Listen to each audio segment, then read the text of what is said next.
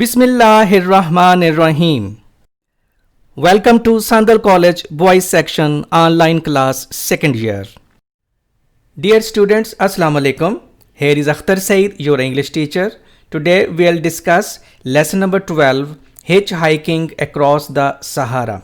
It is a bit lengthy lesson. You will have to watch this video lecture very patiently. We'll start from page number 48 onwards. Hitchhiking Across the Sahara has been written by G.F. Lamb. The main points of this lengthy lesson are: number 1, Hitchhiking Across the Sahara is an exciting and thrilling adventure of Robert Christopher, who crossed the Sahara Desert by hitchhiking in 1956. Hitchhiking means पास से गुजरती हुई गाड़ियों में lift लेके free में सफ़र करना, और जब आप सहरा में ऐसा सफ़र कर रहे हों तो यकीनन ये इंतहाई मुश्किल और तकलीफ़ दे काम हो सकता है. Number 2, the Sahara Desert is the largest and hottest non-polar desert in the world that is spread over an area of 94 lakh square kilometers. Number 3, his foster mother was the reason behind this adventure. We'll discuss it in detail in the lesson. Number 4, his adventure can be divided into 7 phases. Number 1, Bausada to Gardaya. Number 2, from Gardaya to Algolia. Number 3, from Algolia to Insala. Number 4, from Insala to Tamanrasset. Number 5, from Tamanrasset to the land of thirst and death. Number 6, from the land of thirst and death to Kidal. And lastly, number 7, from Kidal to Timbuktu. Actually, he wanted to visit Timbuktu. From Bausada to Timbuktu, he covered 3,200 kilometers, a long journey in the desert. Now, dear students, this is the Sahara Desert. All this is the Sahara Desert that is spread over an area of 94 lakh square kilometers. You see here Egypt, Sudan, Libya, Algeria, Mali, etc. And you here see Saudi Arabia, Iraq, Syria, etc. And Christopher started his journey from here, Algiers. This is also called the port of Sahara. From here he came to Gardaya, Gardaya to Algolia, Algolia to Insala, Insala to, then he came here Tamanrasset. At Tamanrasset he met his friend Professor Claude Bellingernon. Then he came to here Timbuktu. That was actually his destination. Here he thought that he should see some more land of the desert, so he came here to Agadez. From Agadez, what happened next? I want to show another map to you. This is Agadez. For example, यहाँ से उसने, ये है टमनरैसेट जो यहाँ से और यहाँ नज़र आ रहे हैं, तो उसने एगाडीस में होते हुए उसने प्रोफेसर क्लॉड बेलिंगरनन को एक टेलीग्राम लिखा कि मैं इधर से सफ़र करना शुरू करूँगा और आप उधर से सफ़र करना शुरू कर देना इस रूट पे. तो रास्ते में एक प्लेस थी जिसका नाम था इन एबन गैरेट. वहाँ उनकी मुलाकात हो जाएगी. अगर मैं वहाँ पहले पहुँच गया तो मैं इन एबन गैरेट पे वेट करूँगा. अगर टमनरैसेट से चलते हुए इन एबन गैरेट में प्रोफेसर क्लॉड बेलिंगरनन ने मुझे यानी क्रिस्टोफर को ना पाया तो वो इसी रास्ते से आगे आता जाएगा. अब प्रॉब्लम ये हुआ, जब ये यहाँ तक पहुँचे एक कारवान के साथ, तो ऊंटों को पानी पिलाने के लिए कारवान ने जिद की कि यहाँ चूंकि इस रोड पे, इस रास्ते पे कोई कुआं नहीं था, तो उन्हें एक डी टूर करना पड़ा, लॉन्ग डी टूर. क्रिस्टोफर ने बड़ा मना किया कि वो क्लॉड बेलिंगरनन ने आना है, लेकिन उनको पानी पिलाना था. तो उन्होंने इस लंबा सा एक सफ़र तय किया. लेकिन जब यहाँ से दोबारा इस रोड पे आए, इस रास्ते पे आए, तो 2 दिन लग चुके थे. इतने में प्रोफेसर क्लॉड बेलिंगरनन यहाँ से सीधे गुजर के आगे चले गए और ये क्रिस्टोफर यहाँ इन एबन गैरेट में छोड़ के, तो एक लड़का आया उनके साथ और वो वापस चला गया. ये बड़ा एक इंसिडेंट है जो हम डिटेल के साथ साथ पढ़ेंगे कि इन एबन गैरेट में किस तरह से उसने ज़िंदगी और मौत की जंग लड़ी। तो जब प्रोफेसर क्लॉड बेलिंगनन एगाडीज पहुंच गए तब उन्हें एहसास हुआ कि उन्हें किसी ने गलत गाइड किया है, तो उन्होंने सर्च पार्टीज ली और ख़ुद इन एबन गैरेट की तरफ चल पड़े और अल्टीमेटली वो सर्च पार्टीज भी और प्रोफेसर क्लॉड बेलिंगनन भी अपनी डेजर्ट जीप में वहाँ पहुँच गए और उनको मौत के मुंह से बचा लिया और अपने साथ लेके चले गए। This is the summary of the whole story. I hope कि आपके जहन में इस पूरी स्टोरी का एक खाका बन गया होगा। अब हम लेसन शुरू करते हैं। Hitch hiking across the Sahara. In this part of the two paragraphs, we'll discuss two questions. What is the size of the Sahara and how does it compare with England? Number two, how would you generally describe the Sahara Desert? If a giant means monster, jinn, were to pick England up and put it down in the middle of the Sahara Desert, we should have quite a task, difficult work, we should have difficult work to find it. कि अगर कोई जिन England को उठा के Sahara desert के centre में कहीं रख दे तो उसे ढूंढना एक बड़ा मुश्किल काम होगा। The full Sahara area stretching मतलब स्प्रेडिंग, इसका सिनोनिम है। The full Sahara area spreading almost the complete width of north Africa is many times the size of great Britain. आप अंदाज़ा लगा सकते हैं कि सहारा डेजर्ट जो है वो ग्रेट ब्रिटेन के साइज से कई गुना बड़ा है कि जिसको ढूंढना भी मसला हो जाएगा। आप अगर ये क्वेश्चन आ जाए what is the size of the Sahara and how does it compare with England, ये लिखने के बाद आप साथ ये भी ऐड कर सकते हैं Sahara desert is the largest and the hottest non polar desert in the world that is spread over an area of 94 lakh square kilometers. Now we move towards the second question. About half of this gigantic area, gigantic means huge, massive, immense, great, यानी बहुत बड़ा, about half of this huge area, massive area, immense area, great area is mainly under French control. ये तब जब ये ऐसे लिखा गया होगा 1962 से पहले, तो तब ये वाला एरिया फ्रेंच कंट्रोल में था। Very recently indeed, the discovery of oil beneath the sand has begun to bring changes. Obviously जब ऑयल निकल आता है तो फिर पैसा भी उसके साथ बहुत आता है, जिससे तब्दीलियां भी आती हैं। But less than 3 years ago, most of the area had for countless years, countless, numerous, बहुत ज़्यादा years, consisted of immense stretches of barren land. Immense, gigantic, huge. Immense and gigantic are synonymous to each other. I read once again. But less than 3 years ago, most of the area had for countless years consisted of immense stretches of barren sand, intensely hot during the day with few water wells and little vegetation. वहाँ नबातात वगैरह सब्जियाँ और हरियाली बहुत ही कम होती है।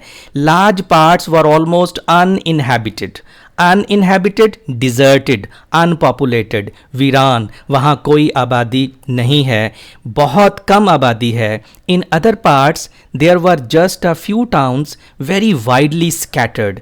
चंद एक towns हैं वो भी वाइडली स्कैटर्ड, बड़ी दूर दूर एक दूसरे से फैले हुए हैं।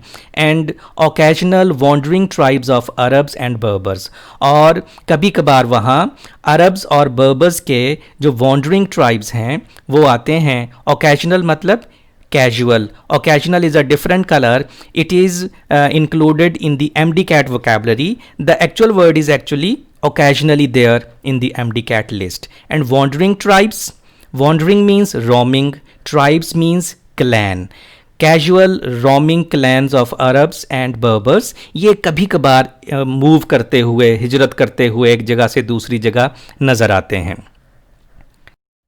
In these two paragraphs, we'll discuss two questions. Number 1, what do you know about Robert Christopher? Number 2, what had Christopher's foster mother to do with his desire to see distant lands? Second question is especially very important from the examination point of view. Hardly the land one would think in which to go hitchhiking. Hitchhiking means travel by taking lifts from the passing vehicles. Yet this was just the mode of travel, manner of travel that Robert Christopher, a young American, decided to adopt in the Sahara crossing, which he began in 1956. So this is the complete description of who Robert Christopher was. Now from here the second question starts. When he was child, I mean when Robert Christopher was a child, every time he was naughty. He was very naughty in his childhood, like obviously you people. His foster mother means stepmother, used to threaten him. Threaten means warn, धमकी देती थी, डराती थी, जैसे हम बच्चों को डराते हैं कि पता नहीं जिन आ जाएगा तो आपको उठा के ले जाएगा, आप सो जाएं, माएँ बच्चों को डराती हैं। तो वो भी जब कभी ये शरारतें करता तो इसकी फोस्टर मदर भी इसको डराया करती थी। Use to threaten to send him to Timbuktu, कि वो उसे टिम्बकटू भेज देगी, इसलिए वो शरारतें ना करें। ये टिम्बकटू कहाँ है? An ancient city in the heart of French Africa. वो अफ्रीका जो फ्रेंच के कंट्रोल में था, तो वहाँ एक जो बहुत ही पुराना शहर है, तो वहाँ उसे भेज देगी। डराने के लिए कहा करती थी, लेकिन शायद वो डरने की बजाय उसके दिल में ये ख्वाहिश पैदा हुई कि वो ये जगह ज़रूर देखे। Instead of alarming means frightening. Instead of frightening him, the idea aroused in him, awakened, provoked, उसके अंदर ये ख्वाहिश पैदा हो गई। The idea awakened in him, the idea provoked in him a keen desire to see this distant land. Distant means remote, far of, कि ये जो दूर दराज वाली जगह जिसके बारे में उसकी मामा उसको कहती हैं, वो ज़रूर देखेगा। उसके दिल में बजाय खौफ पैदा होने के एक ख्वाहिश पैदा होगी कि वो उस जगह ज़रूर जाएगा। In these two paragraphs, we'll discuss two questions. Number one, what was Christopher's first adventure and how much did it cost him? An important question, I must say. Number two, from where did Christopher start his adventure? This question can be asked in two ways. Why is Bausada called the port of the Sahara? Second question is rather more important than the first one. By the time he was a young man, he was firmly gripped. Firmly, strongly, gripped means grasped. जब वो एक नौजवान था तो एक ख्याल ने बड़ी मजबूती से उसको ग्रिप कर लिया, जकड़ लिया, by the wanderlust. Wanderlust mean desire to travel. कुछ लोगों में सफ़र करने की बड़ी आदत होती है, उनकी ख्वाहिश होती है। तो ये जो यंग मैन था क्रिस्टोफर, रॉबर्ट क्रिस्टोफर, उसके दिल में भी बड़ी ख्वाहिश थी कि वो सफ़र करे। His first adventure, adventure means venture, expedition, मुहिम। His first venture, his first expedition was to go around the world at the cost of $80. $80 में उसने दुनिया का सफ़र किया। अबाउट 28 पाउंड्स, जो पाउंड्स में जब उसको कन्वर्ट करते हैं तो वो कोई 28 पाउंड बनते थे। After this he determined means decided, पक्का इरादा कर लिया, that his next journey should be to travel right across the Sahara from Algiers. वो मैंने अभी आपको इंट्रोडक्शन में भी बताया था कि एल्जियर्स, जिसको अलजायर कहते हैं, तो वहाँ से उसने सफ़र शुरू किया। On the north coast of Africa to Timbuktu. वो नॉर्थ कोस्ट ऑफ अफ्रीका के साथ साथ वो टिम्बकटू उसने पहुंचना था। अब टिम्बकटू कहाँ है, मैंने आपको वैसे मैप की मदद से भी दिखाने की कोशिश की है।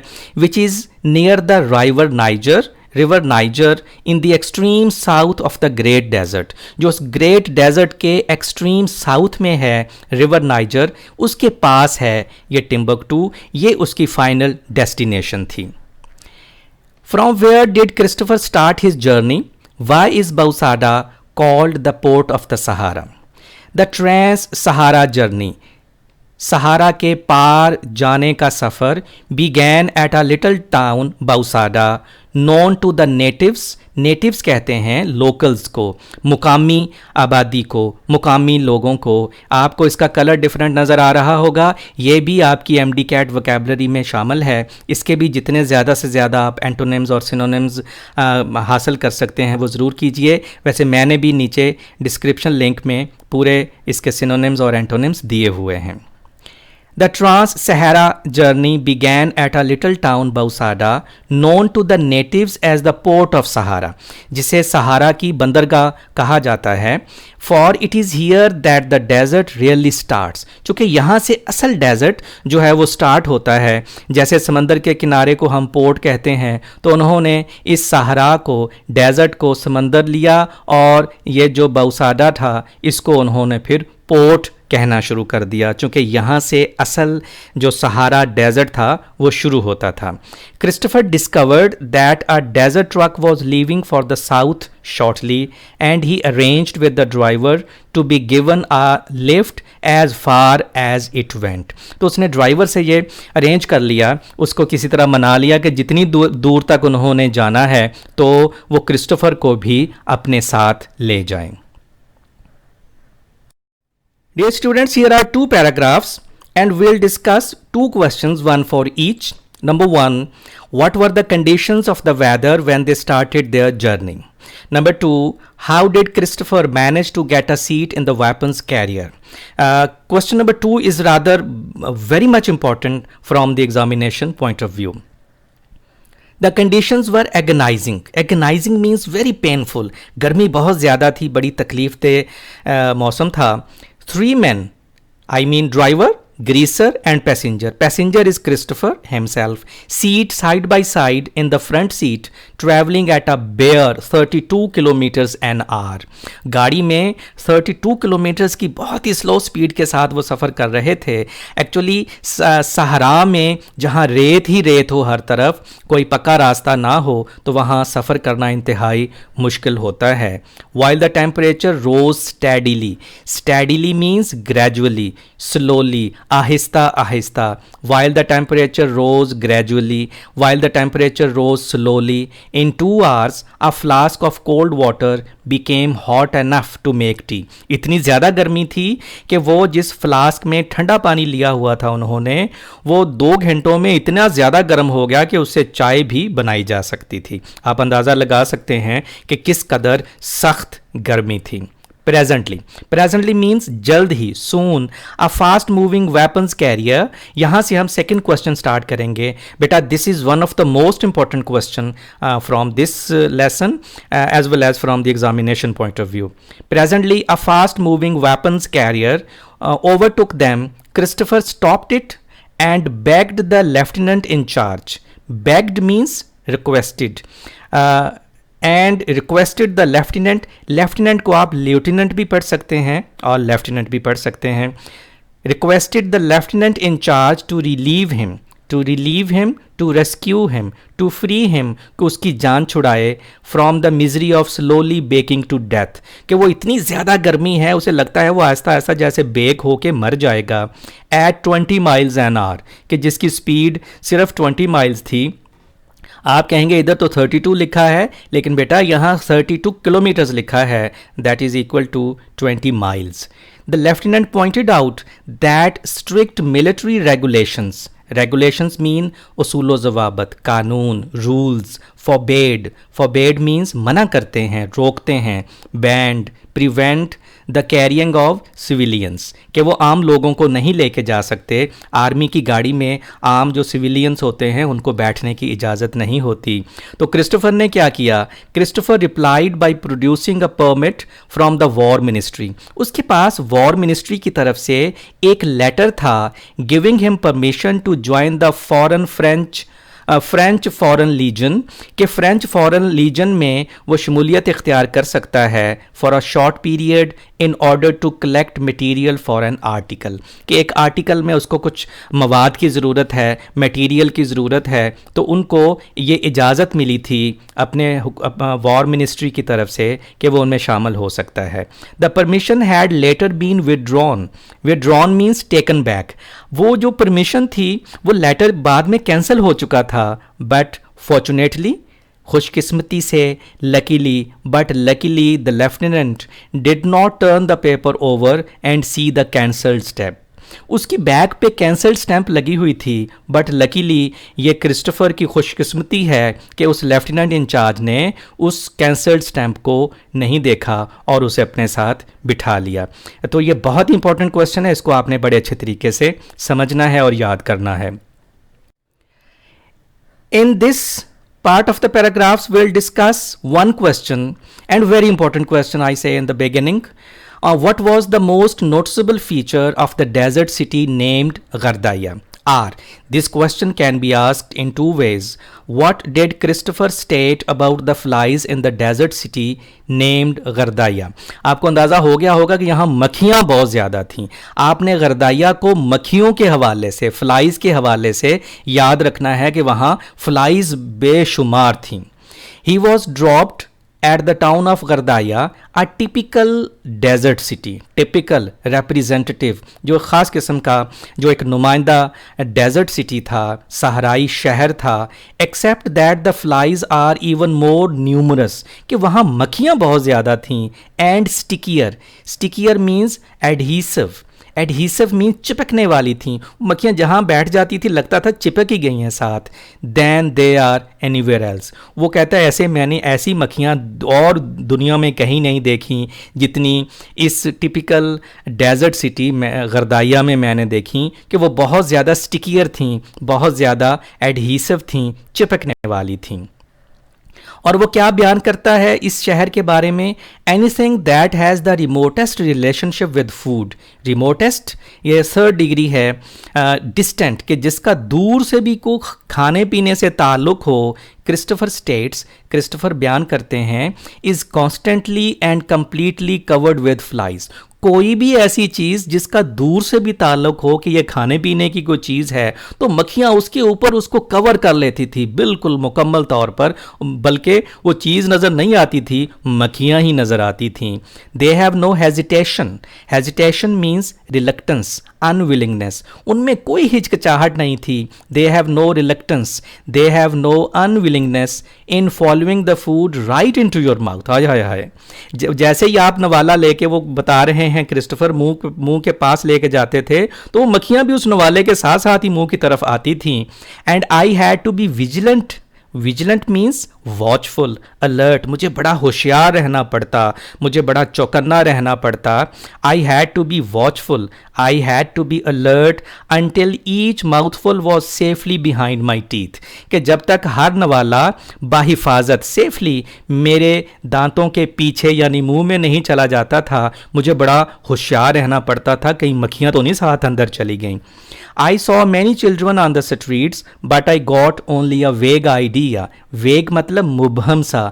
I got only an unclear idea, or I got only an ambiguous idea of what they looked like. For all they wore a mask of flies. वो कहता है मैंने बच्चों को देखा गलियों में फिर रहे थे, तो मुझे वो बच्चे नहीं लग रहे थे, वो इस कदर मक्खियों से कवर हुए थे कि मक्खियाँ लग रहे थे। उनको बड़ा गौर से देखना पड़ता था, ये बच्चे मूव कर रहे हैं या कोई मक्खियों का छत्ता मूव कर रहा है।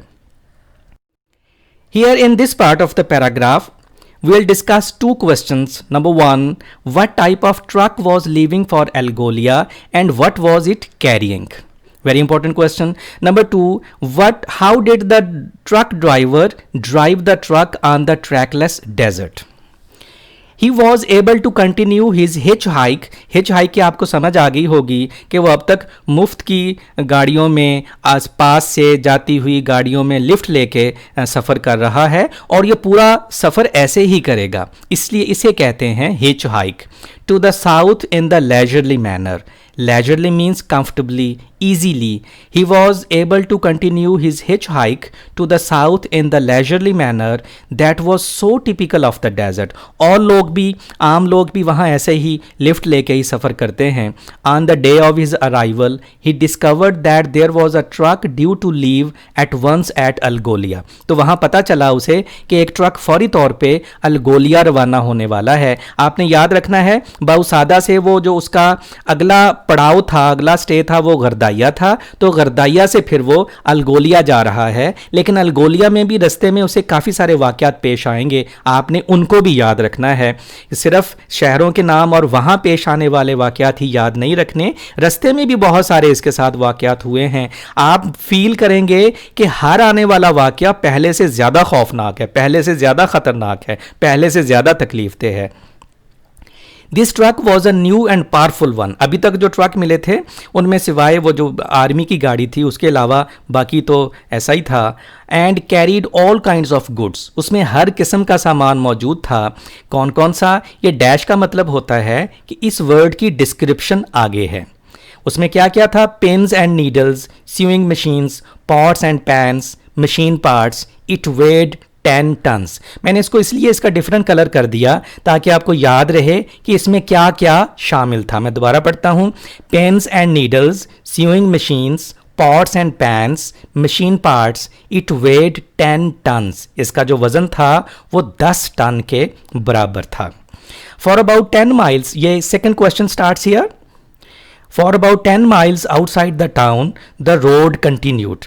10 मील तक तो जो सड़क थी वो जारी थी। Then it stopped. वो सड़क ख़त्म हो गई। The route lay across an apparently trackless desert. Apparently means outwardly, seemingly, जो बज़ाहर दिखाई देता था। ये डिफरेंट कलर अब आपको पता चल गया होगा, ये भी आपकी एमडी कैट वोकैबुलरी में शामिल है। इसके ज़्यादा से ज़्यादा सिनोनिम और एंटोनिम्स इकट्ठे कीजिए। वैसे मैंने भी नीचे डिस्क्रिप्शन लिंक में इसके सिनोनिम्स और एंटोनिम्स दिए हुए हैं, आप वहाँ से ज़रूर पढ़िएगा। The route lay across an apparently and outwardly a seemingly trackless desert. Nonetheless, the driver named Hantout, वो ड्राइवर जिसका नाम हैंटआउट था, picked his way, उसने अपना रास्ता लिया, यानी ड्राइविंग की with uncanny skill. Uncanny means weird, strange, mysterious, extraordinary. बड़ा ही कोई अजीब तरीका था, उसका अपना ही कोई तरीका था उसको चलाने का, गाड़ी को चलाने का, लेकिन वो उस मुश्किल सफ़र को उसने कर लिया। कुछ लोगों के पास अजीब व गरीब किस्म की वो स्किल्स होती हैं जिनको वो यूज़ करके तो अपना काम करते हैं। In this paragraph, we'll discuss one question: how did they manage to drive the heavy truck in the trackless desert with its soft sand? I must tell you, this is again one of the most important questions from the examination point of view. It was difficult traveling. At times, the sand became too soft to bear the weight of the heavy truck. It was then necessary to stop at once. If the wheels had been allowed to spin, they would have dug themselves deeper. आपने भी गौर किया होगा, जब गाड़ी किसी बहुत नरम जगह पे चल रही हो और वो रुक जाए वहाँ, अगर आप गाड़ी का एक्सीलेटर फिर भी दबाते रहें तो वो जो व्हील्स होते हैं उधर ही स्पिन होके बजाय आगे जाने के नीचे धंसना शुरू हो जाते हैं। तो same was the case with this truck. वहाँ बड़ी नरम सैंड थी, रेत थी, तो वो जब उसको चलाते तो वो गाड़ी आगे जाने की बजाय नीचे धंसना शुरू हो जाती रेत में। 10 foot strips of steel mesh, mesh means net, तो 10 फुट स्ट्रिप्स जो पट्टियाँ थी धात की वो निकाली गई। व dragged means pulled, Drew from the truck and placed together to make a runway for the wheels to bite on as the truck moved. तो उनको क्या किया उन्होंने, वो लोहे की बड़ी बड़ी पट्टियाँ थीं, वो उनको जो उसके व्हील होते थे गाड़ी के उसके आगे रख देते और वो गाड़ी के व्हील उसके ऊपर जिस तरह रनवे बन जाती है तो उसके ऊपर वो आते और आगे वो चलना शुरू हो जाते। यहाँ मैं आपको एक बात बताना चाहता हूँ बेटा, 10 फुट, या वैसे तो यहाँ फीट आना चाहिए था, 10 जो आ गया, लेकिन ये 10 फुट यहाँ फुट सिंगुलर है। उसकी वजह ये है कि स्ट्रिप्स ये नाउन है, तो यहाँ 10 फुट डिस्क्राइब कर रहा है स्ट्रिप्स को, तो इसका मतलब ये हुआ कि जो नाउन को डिस्क्राइब करे वो एडजेक्टिव होता है और एडजेक्टिव प्लूरल नहीं हो सकता, इसलिए यहाँ 10 फीट की बजाय 10 फुट स्ट्रिप्स आया है। आई होप इस कॉन्सेप्ट की समझ आ गई होगी। When it reached harder ground, the strips were collected up and dragged forward to the waiting truck. जब गाड़ी आगे चली जाती तो वो ग्रीसर पीछे से, बल्कि क्रिस्टोफर ने भी उसमें मदद की उसकी, वो पीछे से वो पट्टियाँ उठाते और आगे उनको ले आते। Christopher performed useful service in helping the greaser with this arduous means hard, laborious, difficult। बड़ा ही ये जो सख्त काम था इतनी गर्मी में, वो जो धात की बनी हुई ये जो पट्टियाँ थीं, जो स्ट्रिप्स थीं, ये भी बहुत गर्म हो गई होंगी, और इतनी गर्मी में बाहर ठहरना और लोहे को उठाना और फिर इतनी गर्मी में भाग दौड़ करना, ये इटसेल्फ बड़ा ही एक मुश्किल काम होता है। With this hard operation, with this laborious operation, or with this difficult operation. Operation means process, action, activity. This different color shows that operation is also included in the MDCAT vocabulary. तो इसका भी आपसे मैं यही कहूँगा कि इससे जितने भी ज़्यादा से ज़्यादा इसके सिनोनिम और एंटोनिम्स आप कलेक्ट कर सकें ज़रूर कीजिए, ताकि आपको बाद में जाके फिर इनको रटा ना लगाना पड़े, आपका टाइम भी बच जाएगा। डिस्क्रिप्शन लिंक में भी इसके मैंने सारे सिनोनिम्स और एंटोनिम्स दिए हुए हैं। There are 2 paragraphs here and we'll discuss 2 questions. Number 1, what did the driver of the truck tell Christopher about 3 Englishmen who had attempted to cross the desert? A very important question कि 3 Englishmen ने desert को cross करने की कोशिश की थी, तो उनके साथ क्या फिर पेश आया वाकया, उनके साथ क्या हुआ। Question number 2, what happened to the goat skin bag? The driver added to the discomfort of the journey discomfort, uneasiness, pain, तकलीफ, मुश्किल सूरत हाल। The driver added to the uneasiness of the journey, the driver added to the pain of the journey by relating details of a recent case. Recent case के बारे में detail बताते हुए उसने उनको बड़ा परेशान कर दिया, उनको अनईजी कर दिया, उनको बड़ी तकलीफ़ दी। इन विच, वो खैर वाक़या क्या था, in which 3 English people had attempted to cross a part of the desert in a car with only 1 day's water supply. उनको शायद अंदाज़ा नहीं था जब भी किसी सफ़र पे जाएं तो उसके बारे में जितने भी प्रॉस एंड कॉन्स होते हैं आप पहले सोचें और उनके मुताबिक तैयारी करके जाएं। और वो तो फिर सहारा में जा रहे थे तो उनके पास सिर्फ 1 दिन के पानी का इंतज़ाम था। Their car had become stuck in a sand dune. Dune means hill, mound, knoll, टीले को कहते हैं। Their car had become stuck in a hill, their car had stuck in a mound, or their car stuck in a knoll, and 3 days later their bodies were found dried up like leaves। और 3 दिन के बाद वो उनके जिस्म ऐसे खुश्क हुए मिले थे जैसे कि खुश्क पत्ते हो गए हो। आप अंदाज़ा करें किस कदर गर्मी थी और जिसने उनको झुलसा के रख दिया, बिल्कुल वो पत्तों की तरह उनके जिस्म हो चुके थे। They had drained the radiator in their desperate thirst। Desperate means severe, serious, इंतहाई शदीद गर्मी के आलम में उन्होंने रेडिएटर से भी पानी निकाल के पीने की कोशिश की। And one of them tried to drain the oil from the crankcase, और एक ने तो क्रैंक केस से ऑयल भी निकालने की कोशिश की। Hand out had been one of the search party. वो उनको जो सर्च पार्टी करने गई उनमें ये हैंड आउट जो क्रिस्टोफर के इस व्हीकल का ड्राइवर था वो भी उनमें शामिल था, इसलिए वो अब उनको बता रहा था। And he spared his listeners none of the grim details। Grim means horrible, dark। और उसने अपने लिसनर को बिल्कुल भी डराने से बाज नहीं आया, उसको बहुत ज़्यादा खौफजदा कर दिया। तो क्रिस्टोफर भी बहरहाल किसी हद तक खौफजदा हुआ कि ये तो बड़ा मुश्किल काम है। The story came vividly clearly. साफ तौर पर वो जो कहानी थी, the story came clearly to Christopher's mind on the second morning. क्या हुआ सेकंड मॉर्निंग, ये वाला question, what happened to the goatskin bag. The greaser announced, greaser ने बताया that one of the goatskin bags of water had burst during the night, कि उनके पास जो गोट skin के बैग्स थे उनमें से एक जो था वो फट गया गर्मी की वजह से। अब बड़ा खौफ तारी हो गया उन सब पे। Even if everything went well the rest of the journey would not be pleasant. तो क्रिस्टोफर ने सोचा कि अगर कोई और मिसहैप ना भी हो उनके साथ, लेकिन जो अगला सफ़र है वो उनके लिए खुशगवार नहीं होगा। In this part, we'll discuss 2 questions. Number 1, what happened with Christopher when he jumped on the sand barefooted? Number 2, what was the condition in the severe thirst? An outpost with water supply was found on one of Christopher's maps and they set off towards it. बहुत ज़्यादा गर्मी और बहुत ज़्यादा उनको प्यास लगी हुई थी। तो जब आप बड़े सफ़र पे जाते हैं सहरा में तो मैप्स साथ ज़रूर लेके जाते हैं। तो क्रिस्टोफर ने वो अपने मैप्स निकाले और उन्हें एक वाटर सप्लाई के लिए एक कुआं मिल गया। By dawn they had gone 50 miles and dug out 5 more sand dunes. Dunes means hill, mount, knoll, टीला को कहते हैं कि वो रेत के जो बड़े बड़े टीले होते हैं सहरा में, उनको खोदना पड़ा आगे बढ़ने के लिए। Christopher was sick with thirst.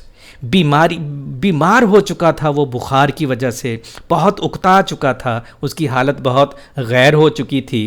And to add to his misery, misery means suffering, pain, add to his suffering, add to his pain, he had jumped barefooted from the driver's cabin on one occasion. हुआ क्या कि driver cabin में उसको बहुत ज़्यादा तकलीफ़ हो रही थी, तो उसने सोचा शायद बाहर कुछ आराम होगा, लेकिन जैसे ही उसने barefooted, नंगे पाँव बाहर छलांग लगा दी, not realizing the intense heat of the sand. Intense means severe, extreme, इंतहाई ज़्यादा गर्मी जो रेत के ऊपर थी उसको बिल्कुल उसका अंदाज़ा नहीं था। It was as if he had jumped into a bed of hot Coles.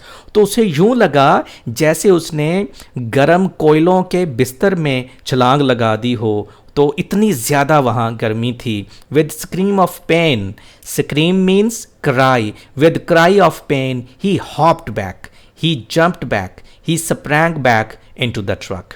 So this was a very painful incident for Christopher. Meanwhile, his thirst grew fiercer. Fiercer mean more severe. और ज़्यादा शदीद हो गई उसकी जो प्यास थी। Obviously इस सूरत हाल में तो होनी भी चाहिए थी, तो उसकी प्यास के मारे प्यास की जो शिद्दत थी वो और ज़्यादा बिटर हो गई। From here will discuss second question, what was his condition in the severe thirst. Everything was dead and dry and hot. These are the words written by Christopher himself. Everything was dead and dry and hot. My mind was foggy. Foggy means unclear, vague, जैसे उसे कुछ समझ ना आ रही हो कि उसके साथ क्या हो रहा है। I was on fire. ऐसे लग रहा था जैसे आग लग गई है उसके अंदर।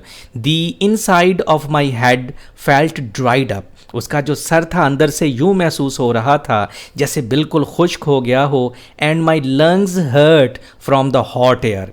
गर्मी इतनी ज़्यादा थी कि गर्म हवा उसको यूं महसूस हो रही थी जैसे अंदर जाके उसके लंग्स को ज़ख्मी कर रही हो। There were times when I tried to make myself faint. उसको यूं लगा कि जैसे उसने कोशिश की हो कि वो अपने आप को बेहोश कर ले इस तकलीफ़ से बचने के लिए। But my head was pounding with such pain. Pounding means beating, thumping. Head was beating with such pain. Head was thumping with such pain. इतनी ज़्यादा बुरी तरीके से वो दर्द कर रहा था that it kept me conscious. कि जिसने उसको उसके हवास में रखा, उसको बेहोश नहीं होने दिया, उसको फेंट नहीं होने दिया। Dear students, here we'll discuss 3 questions. Number 1, what was discovered and what was the condition of temperature? Number 2, describe Algolia and compare it with Insula. Here Algolia we'll discuss here in this part, and that part of the question is blue. It means the mention of Insula is not here on this page. We'll read later. ये question बहुत ज़्यादा important है इसलिए मैंने इसको यहाँ add किया। असल में अल्गोलिया इज़ एन ओसिस, नखलस्तान है जहाँ बहुत सी ग्रीनरी और बहुत सा पानी है, जबकि इंसला में ऐसा कुछ नहीं है। तो from the examination point of view this question is very much important, इसलिए मैंने इसको इधर ही लिखा ताकि जब पहले हम ये पढ़ेंगे और जब इंसला के बारे में पढ़ेंगे तो दोनों का जो कंट्रास्ट है वो हमारे सामने आ जाएगा और आपके लिए याद रखना भी आसान होगा। Number 3, how did Christopher spend his time there? There means अल्गोलिया। अल्गोलिया में कैसे उसने टाइम स्पेंड किया? ऑब्वियसली वो बहुत गर्मी से आए थे और यहाँ पानी और दरख्त थे तो उसने बहुत एंजॉय किया। The outpost was discovered at last. ये वही आउटपोस्ट है जो अभी पिछले स्लाइड में हमने पढ़ा कि उसने अपने मैप्स में देखा कि उन्हें कहाँ से पानी मिल सकता है। And it contained a well full of cool water. They drank until they could drink no more. इतना पानी पिया कि उससे ज़्यादा वो पी नहीं सकते थे, जी भर के पानी पिया। This was discovered. And temperature, they certainly needed it. The heat was incredible. Incredible means unbelievable. This was the temperature, and this is what the outpost was discovered according to the first question. Incredible, unbelievable, नाकाबले बयान थी वहाँ जो गर्मी थी। In the shade of the mud house, the temperature reached 130 Fahrenheit, while out on the sand, the thermometer registered 165 Fahrenheit, which is nearly 30 degrees higher than the highest temperature officially recorded. जो बाकी दुनिया में जो officially record किया गया था temperature, वो भी इस टेम्परेचर से 30 डिग्री कम था। तो इतनी ज़्यादा वहाँ गर्मी थी। Now we move towards the third question, that is, how did Christopher spend his time there? Algolia, 100 miles on, was reached without further mishap. Mishap means tragedy, misfortune. वहाँ कोई हादसा पेश नहीं आया, कोई ट्रेजिडी पेश नहीं आई और वो comfortably अल्गोलिया पहुँच गए। It was a fascinating little town. Fascinating means charming, attractive, alluring. It was a charming little town. It was an attractive little town. It was an alluring little town, दिल मोह लेने वाला खूबसूरत टाउन था। आ true Oasis, Oasis कहते हैं नखलस्तान को। सहरा में जब कोई ऐसा हिस्सा हो जहाँ बहुत से दरख्त हों, पानी हो, ग्रीनरी हो, उसको ओसिस कहते हैं। With so much water available that they hardly knew what to do with it. उन्हें समझ नहीं आ रही थी कि अब इसने इतने पानी के साथ हम क्या करें। पहले उन्हें समझ नहीं आ रही थी कि पानी पिएं कहाँ से, और अब इतना पानी था कि उन्हें समझ नहीं आ रही थी कि इस पानी के साथ क्या किया जाए। ये ज़िंदगी का हिस्सा है। Every day of the week that he was there, तो उसने क्या किया कि how did he spend time. every day of the week he was there. Christopher spent hours bathing in a little pool half a kilometer from the center of the town. वहाँ center of the town से कोई आधे kilometre के फासले पर एक पानी का तालाब था, तो वो वहाँ जाता और वहाँ जाके वो खूब उसमें नहाता। और वो जो पाउंड था, दैट वॉज, वो जो पूल था, shaded by palm trees and fruit trees are lying on the cool grass beside the pool. या तो वो उस पूल में नहाता रहता या उस पूल के साथ जो घास थी उसके ऊपर लेटा रहता और एंजॉय करता। Watching the birds feasting on dates. Feasting means feeding, eating.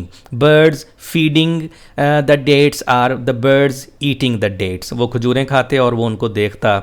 What contrast? Contrast means difference, comparison from the desert all around it. वो बड़ा हैरान होकर लिखता है कि व्हाट अ कंट्रास्ट, कि इर्द गिर्द हर तरफ डेजर्ट ही डेजर्ट है, वहाँ ना पानी ना कुछ और यहाँ ऐसा नखलस्तान। तो it was a very enjoyable little town, बड़ा खूबसूरत था, जहाँ पानी और दरख्त और सब्ज़ा बहुत ज़्यादा था अल्गोलिया में। जबकि जब हम इंसला के बारे में पढ़ेंगे तो वहाँ ऐसा कुछ नहीं है, रेत ही रेत है। Here we'll discuss two questions. Number one, how did Christopher make his journey from Algolia to Insula? Number two, what worst experience did Christopher suffer? The journey from Algolia to Insula was not without its excitements. Excitements means enthusiasm, pleasures, thrill, जोशो जज्बा, खुशी और बड़े मज़े का वो सफ़र था। It was made in a heavy truck carrying 10 tons of ammunition. Ammunition means arms, weapons. वो जो 10 टन उसमें आर्म्स, असलहा वगैरह रखा हुआ था। Driven by particularly able and experience driver. वो ड्राइवर बड़ा ही मुहारत रखने वाला था, बड़ा माहिर ड्राइवर था, जिसको देख के क्रिस्टोफर बड़ा खुश हुआ। Who made his way across the apparently trackless desert. Apparently means seemingly, outwardly. His way across the seemingly trackless desert, across the outwardly trackless desert, was a source of constant amazement to Christopher. Amazement means astonishment, surprise. वो इतने माहिर तरीके से उस trackless desert में अपने truck को लेके जा रहा था कि क्रिस्टोफर को बड़ी हैरानी हो रही थी उसकी मुहारत पे। तो this was the answer of the question number 1, how did Christopher make his journey from El Golea to In Salah. यहाँ आप ड्राइवर का जिक्र भी ज़रूर करेंगे। Now question number 2, what worst experience did Christopher suffer. During the next day, Christopher suffered one of his worst experiences. Behamid assured him, Behamid is the name who was with him, assured him, उसको यकीन दिलाया that it would be a good thing to mix a little wine with his water. गर्मी बहुत ज़्यादा थी तो उसने उसको एक मशवरा दिया कि आप पानी में थोड़ी सी वाइन को मिक्स कर लें। क्रिस्टोफर वॉज डाउटफुल, क्रिस्टोफर को शक तो था बट ही रिस्क्ड इट, लेकिन उसने उसका ख़तरा ले लिया। तो फिर देखते हैं उसके साथ क्या हुआ। Here we'll discuss 2 questions. Number 1, how Christopher overcome by the strange sickness. वो जो पानी में वाइन डाल के उसने पी थी तो वो उसकी क्या हालत हुई और किस तरह से उसने ओवरकम किया।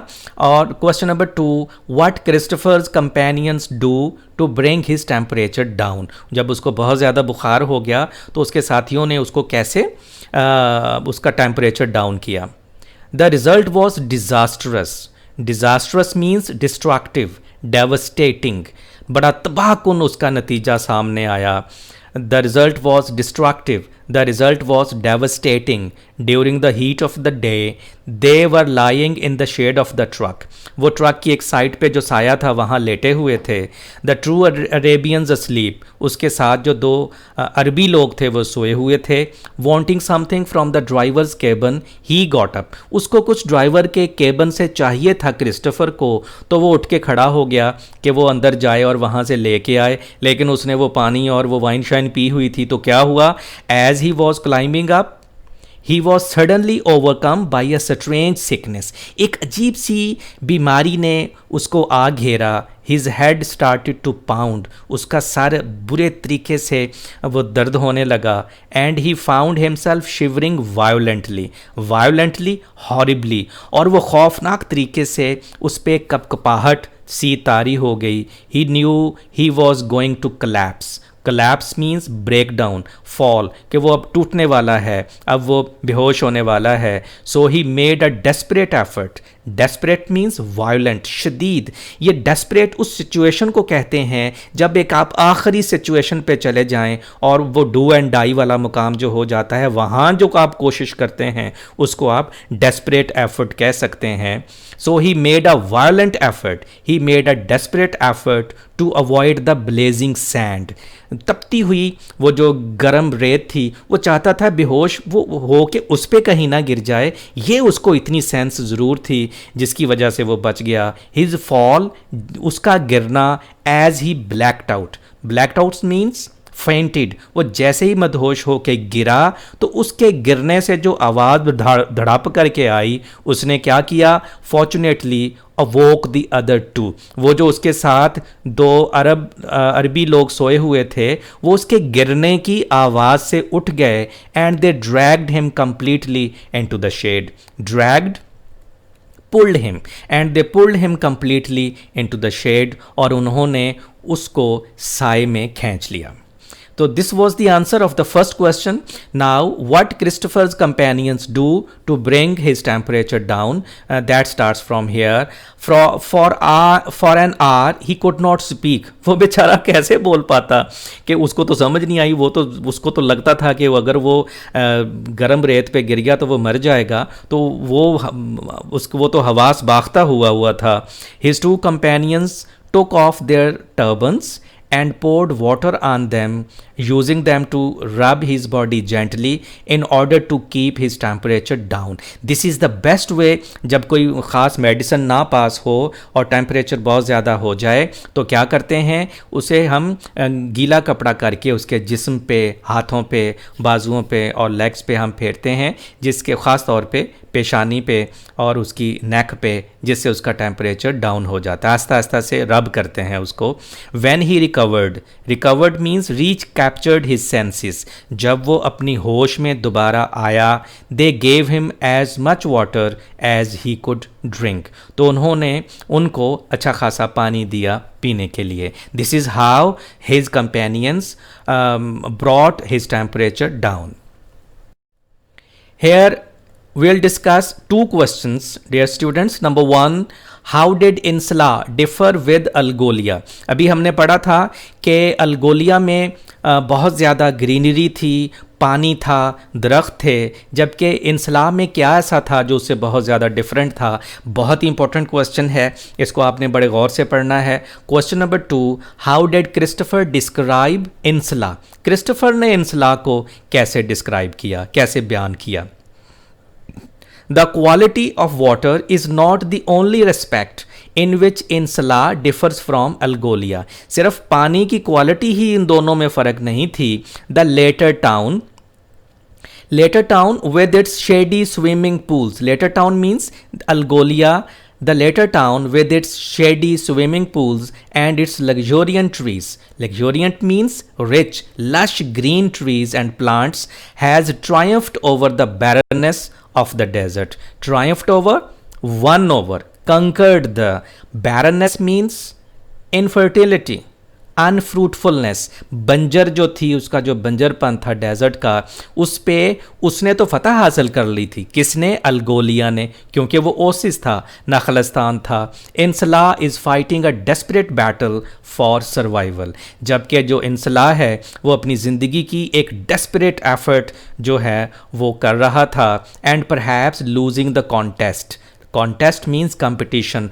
वो यानी कि इंसला के लोगों में और जो सहरा था उनके दरमियान जो कॉन्टेस्ट था वो हार रहा था। कौन हार रहा था? इंसला और इंसला के लोग, जबकि डेजर्ट लगता था जीत रहा है। The sand is constantly encroaching. Encroaching means trespassing, covering, intruding on the town. जो रेत थी वो आहिस्ता आहिस्ता ऊपर चढ़ती चली आ रही थी, उसका जो हुजम था वो ऊपर को आ रहा था, इतनी ज़्यादा रेत जो थी वो वहाँ जमा हो रही थी। Parts of the town are being swallowed by the desert. swallowed means engulfed, eaten up, मतलब कि बहुत सा जो टाउन का हिस्सा था वो डेजर्ट की जो रेत थी वो उस पर ऊपर चढ़ आई थी, जिसकी वजह से ऐसे जैसे वो उसमें गर्क होता जा रहा था, रेत ऊपर आ रही थी और यूँ महसूस हो रहा था कि घर छोटे होते जा रहे हैं। In frightening, it is a frightening thing to see. Frightening means terrifying. It is a terrifying thing to see. Man has tried by every means to hold it back. इंसान ने, I mean वहाँ जो लोग रहते थे, उन्होंने हर मुमकिन कोशिश की कि उसको रोकें, कि वो जो रेत चढ़ती चली आ रही है मुसलसल उसको रोकें। But in spite of his efforts, the desert keeps tightening its stranglehold.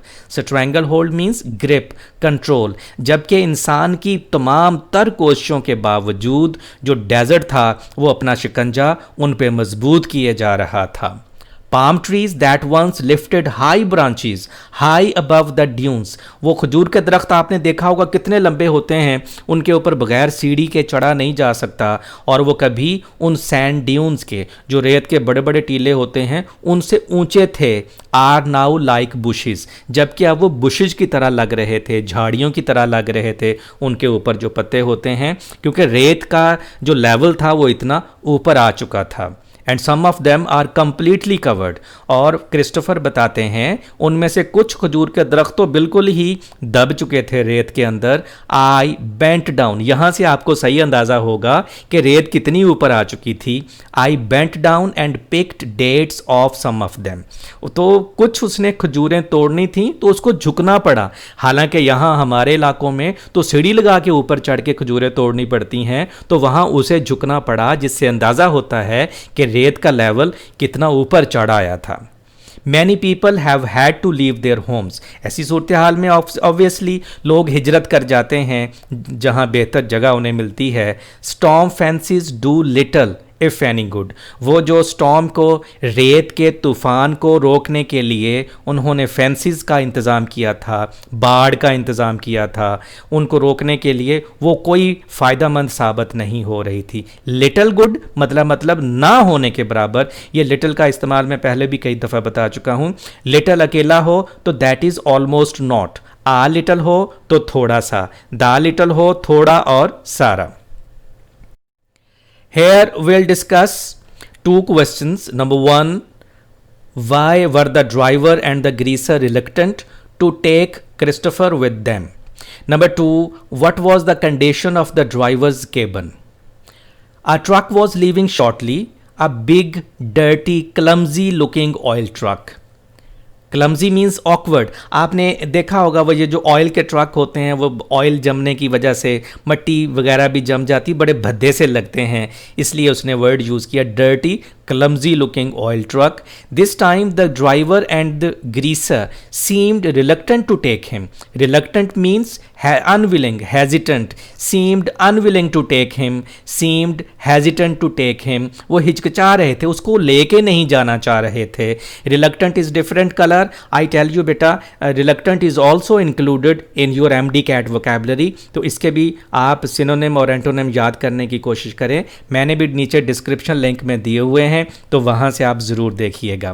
This time the driver and the greaser seemed reluctant to take him, although they finally agreed, they did their best to go without him. उन्होंने उसके बगैर जाने की भरपूर कोशिश की। अभी पता चलता वो उसको क्यों नहीं लेके जाना चाहते थे। इट टर्न्ड आउट, ये पता चला that they believed him to be a Frenchman, वो उसको फ्रांसीसी आदमी समझते थे। And they disliked the French, और वो फ्रेंच को लाइक नहीं करते थे। एंड दे डिसलाइक्ड, यहाँ मैं आपको बताता चलूँ, ये लिखने में तो डी लिखा हुआ है ना, डिसलाइक्ड, लेकिन इसको पढ़ना टी है। Disliked not disliked, disliked T की प्रोनाउंस के साथ हम इसको पढ़ेंगे। इसी तरह आस्क्ड, वो भी आस्क्ड नहीं होता, आस्क्ड ASKED, और इसको भी हम टी की साउंड के साथ पढ़ेंगे। Disliked, asked. When they found that he was American they became friendly at once, जब उन्हें पता चला कि वो फ्रांसीसी नहीं है बल्कि अमेरिकन है, तो उन्होंने कहा आ जाएं जी, आप भी हमारे साथ चले जाएं। Now the second question, it was unbearably stifling in the driver's cabin. Unbearably नाकाबिले बर्दाश्त, इनटॉलरेबली, और सफोकेशन, बहुत ज़्यादा वहाँ सफोकेशन थी, दम घुटता था। In the driver's cabin Christopher was completely overcome at one point, एक मौका पर तो क्रिस्टोफर बिल्कुल ही ओवरकम हो गए, उनको बिल्कुल भी जैसे बंदा बेहोश होने वाला होता है। And when a mid day stop was made at a little mud building outpost, outpost कहते हैं चौकी को, वो जब आप कहीं जाते हैं तो रास्ते में जो छोटी सी चेक पोस्ट आती है, आउटपोस्ट आती है, उसको कहते हैं मड बिल्डिंग, वो मड की बनी हुई थी। ही स्टैगर्ड इनसाइड, वो लड़खड़ाता हुआ अंदर गया। To the astonishment of the French officer, astonishment, shock, bewilderment, बहुत ज़्यादा हैरानी हुई उस फ्रेंच ऑफिसर को। To the shock of the French officer, to the bewilderment of the French officer, quartered there. Quartered means appointed there, stationed there. जिसकी वहाँ तकर्री हुई थी, जिसकी वहाँ अपॉइंटमेंट हुई थी, वो बड़ा हैरान हुआ उसको देख के कि ये कैसे आके लेट गया है। And lay down on the floor to be ill, और उसको तेज़ बुखार था और बुखार की वजह से वो वहाँ फर्श पर लेट गया। Fortunately he had recovered by the evening, खुशकिस्मती से शाम से पहले पहले वो ठीक भी हो गया। And he was able to continue the truck journey, और वो ट्रक का जो सफ़र था वो जारी रखने के काबिल हो गया। Dear students, here we will discuss two questions. Number one, who was Professor Claude Bellingernon? Very important question. Number two, why did Professor Claude Bellingernon adapt himself to the local customs? Both the questions are very important from the examination point of view. Claude Bellingernon did a lot of job for the local people, and he also helped Christopher a lot. Tamanrasset was reached at last. Tamanrasset is the name of town where Professor Claude Bellingernon lived. Tamanrasset was reached at last, and here Christopher made one of his most valuable contacts. यहाँ उन्होंने बड़े ज़बरदस्त contacts बनाए, जिनमें सबसे ज़बरदस्त जो contact था वो प्रोफेसर क्लॉड बेलिंगरनन के साथ था. This was Professor Claude Bellingernon, a remarkable Frenchman. Frenchman, remarkable means prominent, notable. Professor Claude Bellingernon, a prominent Frenchman, a notable Frenchman, नुमाया, अहम, who has devoted himself to helping the Tuareg people. Tuareg people उन लोगों को कहते हैं जो इस टमनरैसेट में रहते थे. ये बड़े ही कदीम रस्म व रवाज के मालिक लोग थे, और प्रोफेसर क्लॉड बेलिंगरनन की इन टोरैग पीपल के लिए बहुत ज़्यादा खिदमात हैं. He means professor Claude Bellingernon, he succeeded in convincing them. वो उनको ये कायल करने में कामयाब हो गया that education would be useful to them, कि एजुकेशन उनके लिए बहुत फ़ायदेमंद होगी. The most wisely he adapted himself, he adjusted himself to their habits and customs. Customs means traditions. बजाय ये कि वो उनको अपने पीछे लगाने की कोशिश करता, पहले उसने बड़े ही वाइजली, अक्लमंदी के साथ उनके रस्म व रवाज को अपनाया, ताकि उनके रस्म व रवाज के मुताबिक वो उनको फिर एजुकेशन की तरफ ला सके, so that he could help them to get the most from their own natural way of life. This is the best way कि आप किसी को मुकम्मल तौर पर तब्दील करने की कोशिश करें उस रास्ते से जिस रास्ते पे वो पता नहीं कब से चलता हुआ आ रहा है. तो आहिस्ता आहिस्ता उसने उनको चेंज करने की कोशिश की. उनका जो अपना नेचुरल वे ऑफ लाइफ था, उनकी जो अपनी ज़िंदगी गुजारने का एक कुदरती तरीका था, उसके अंदर रहते हुए प्रोफेसर क्लॉड बेलिंगरनन ने उनको एजुकेशन की तरफ रागब करने की कोशिश की. Rather than persuade them, persuade means convince them to adopt western habits. बजाय ये एकदम से उसने उनको ये नहीं कहा कि आप वेस्टर्न हैबिट्स, मगरबी आदात व अतवार अपना लें, मगरबी जो ट्रेडिशंस थी वो अपना लें, बल्कि उनको आहिस्ता आहिस्ता उनके अपने नेचुरल वे ऑफ लाइफ में उनको तब्दील करने की कोशिश की. To adopt western habits unsuited to their land and traditions, क्योंकि वेस्टर्न हैबिट्स उनकी अपनी ज़मीन और उनकी अपनी रवायात के लिए कोई ख़ास मुनासिब नहीं थी. तो both the questions are very important. Who was Professor Claude Bellingernon, and why did Professor Claude Bellingernon adapt himself to the local customs? Dear students, here we'll discuss 3 questions. Number 1, who was Christopher's guide? Obviously, it was Professor Claude Bellingernon. Number 2, describe the life of the Tuareg people. टमनरैसेट में जो लोग रहते थे उनको टोरैग people कहते हैं, उनकी ज़िंदगी कैसी थी. Number 3, how did Christopher prepare himself for journey? यहाँ से जो नेक्स्ट जर्नी था, उसका जो एडवेंचर था, वो चूँकि ऊँटों पे होना था, तो यहाँ उसने कैसे अपने आप को प्रिपेयर किया. Question number 1, Bellingernon acted as Christopher's guide, host and friend while he was in Tamanrasset with his assistance. Whose assistance? With Bellingernon's assistance. Assistance means help. With his help, Christopher was able to spend a week in the encampment of the Tuareg Amankol. Amankol, actually, he was the king of that area. In the encampment means camp, वो कैंपों में रहते थे.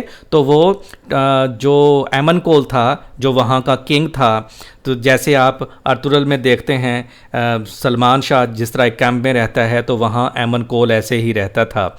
An experience which he found fascinating. Fascinating means attractive, interesting, which he found attractive, which he found interesting. यानी उस एमनकोल के camp में कुछ वक्त गुजारना उसको बहुत अच्छा लगा. The Tuaregs, from here we'll discuss and describe the life of Tuareg people. The Tuareg, though their life is primitive, primitive means ancient, old, अगरचे उनकी ज़िंदगी बड़ी पुरानी है, are a people of great dignity, इंतहाई डिग्निटी वाले लोग हैं, एक्सट्रीम ऑनेस्टी, बहुत ज़्यादा ऑनेस्ट हैं, दयानतदार हैं, हाई इंटेलिजेंस और बहुत ज़्यादा ज़हीन है, with quite and ancient history.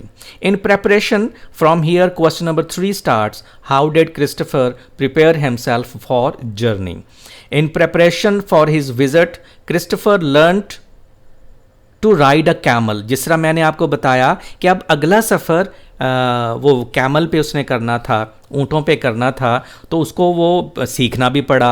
Uh task which he found more difficult than it looks. बज़ाहिर तो आसान ही लगता है ऊँट पे सफ़र करना, लेकिन इतना आसान नहीं होता, ख़ास तौर पर जब आप उस पर सवार होते हैं, वो बैठा होता है और जब वो उठता है वो बड़ा मुश्किल होता है, वो बड़ा एक आगे को झटका लेता है, कई लोग गिर जाते हैं और क्रिस्टोफर भी गिरे. During his first lesson he was thrown over the camel's head 3 times. तो वो 3 मरतबा उसके सर के आगे से गिरे, and once over its rear, और एक मरतबा उसके पिछले हिस्से से वो नीचे गिरे. Dear students, here we'll discuss 2 questions. Number 1, what was the formidable type of transport? Number 2, why did they take with them enough food and drink? It was on this formidable type of transport. Formidable means horrible, frightening.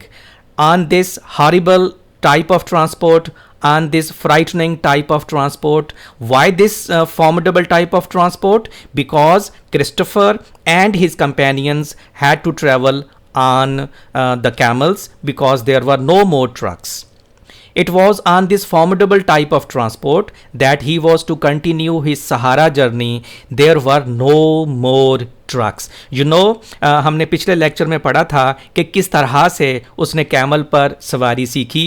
वो 3 मरतबा कैसे उसके sir के आगे से गिरा और एक मरतबा उसके बैक से गिरा.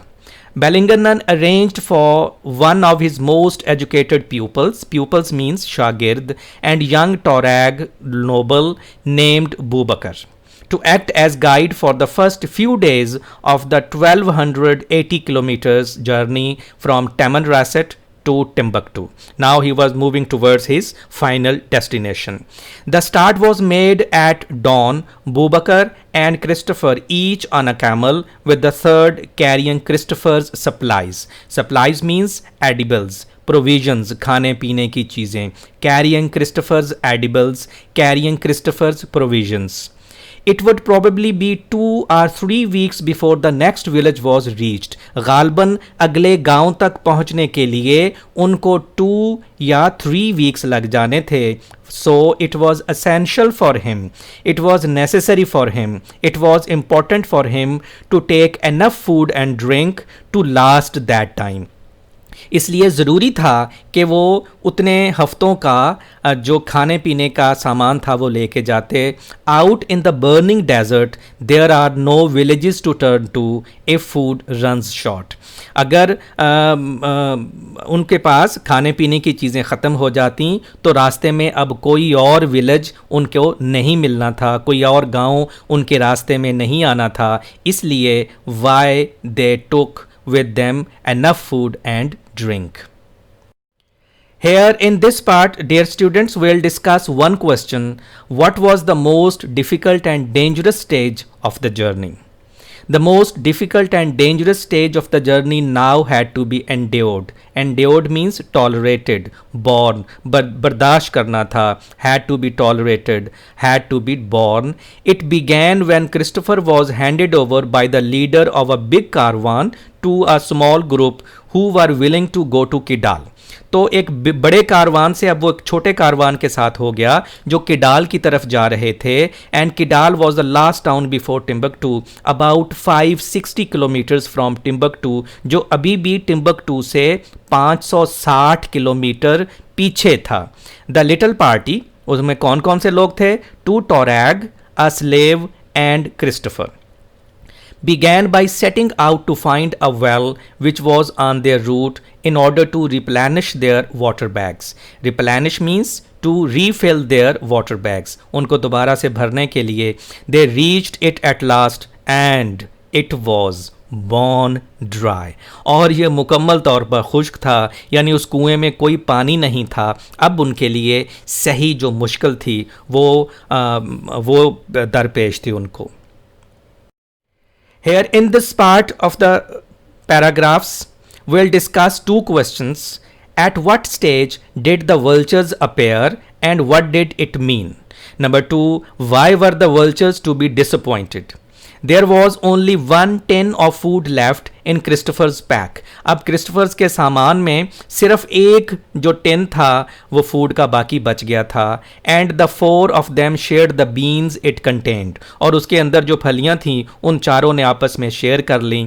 His guides carried no food at all. उनके जो गाइड थे उनके पास कुछ भी खाने पीने का सामान नहीं था। And very little water, very little इंतहाई कम पानी। By the time darkness came, Christopher's water supply was down to 1 liter, और शाम तक क्रिस्टोफर के पास सिर्फ 1 लीटर पानी का रह गया। At this point 20 large vultures were discovered and these stood watching the travelers with interest, और जो vultures थे, जो गिद्ध थे, वो बड़े शौक से अब इन मुसाफिरों को देख रहे थे। Making up their minds whether they wanted white or dark meat for the meal, और वो ऐसे लग रहा था जैसे वो जहन बना रहे हों कि उन्होंने वाइट मीट खाना है या डार्क मीट खाना है। वाइट मीट से मुराद क्रिस्टोफर है और डार्क मीट से मुराद जो उसके बाकी कंपेनियन थे। They were sure they would soon be eating, उनको यकीन था कि ये जल्द ही अब ये जो गोश्त है सफ़ेद या स्याह वो खा रहे होंगे। वल्चर्स में के बारे में एक सुना है कि वो तब तक किसी जानदार को नहीं खाते जब तक कि वो मर नहीं जाता। उन्हें यकीन था कि इन्होंने मर जाना है और उसके बाद वो इनको खाएंगे। But the vultures were to be disappointed. Second question, why were the vultures to be disappointed? The vultures were to be disappointed, उन्हें मायूस होना था। The 4 men went to sleep early. वो जो चारों आदमी थे वो जल्दी सो गए। A desert custom then when travelers are hungry or thirsty, ये एक डेजर्ट कस्टम है, ये एक डेजर्ट का सहरा का रवाज है, एक रस्म है कि जब मुसाफिरों को बहुत ज़्यादा भूख या प्यास लगी हो तो वो जल्दी सो जाते हैं। And next morning was still alive, और वो फिर अगली सुबह फिर जिंदा ही उठते हैं। They had just enough water left to make 1 cup of tea each and then set off for the next water hole about 5 hours distant. 5 घंटे की मुसाफत पे उन्हें अगला कुआं मिलना था और वो चाय का एक कप पी के तो रवाना हो गए। In this part we'll discuss 2 questions. Here are 2 small paragraphs. Number 1, why did the future look grim? Number 2, what was the one chance of survival and why did the camel start screaming? Very important part of the lesson is coming. When they reached it just before the hottest part of the day, जब वो उस कुएं पर पहुंचे जो 5 घंटे की मुसाफत के बाद वहां पहुंचे थे तो दिन भी बहुत गर्म था। They found that this too like the previous hole was completely dry. तो उन्हें पता चला कि पिछले कुएं की तरह ये भी मुकम्मल तौर पर खुश्क है, कोई पानी नहीं।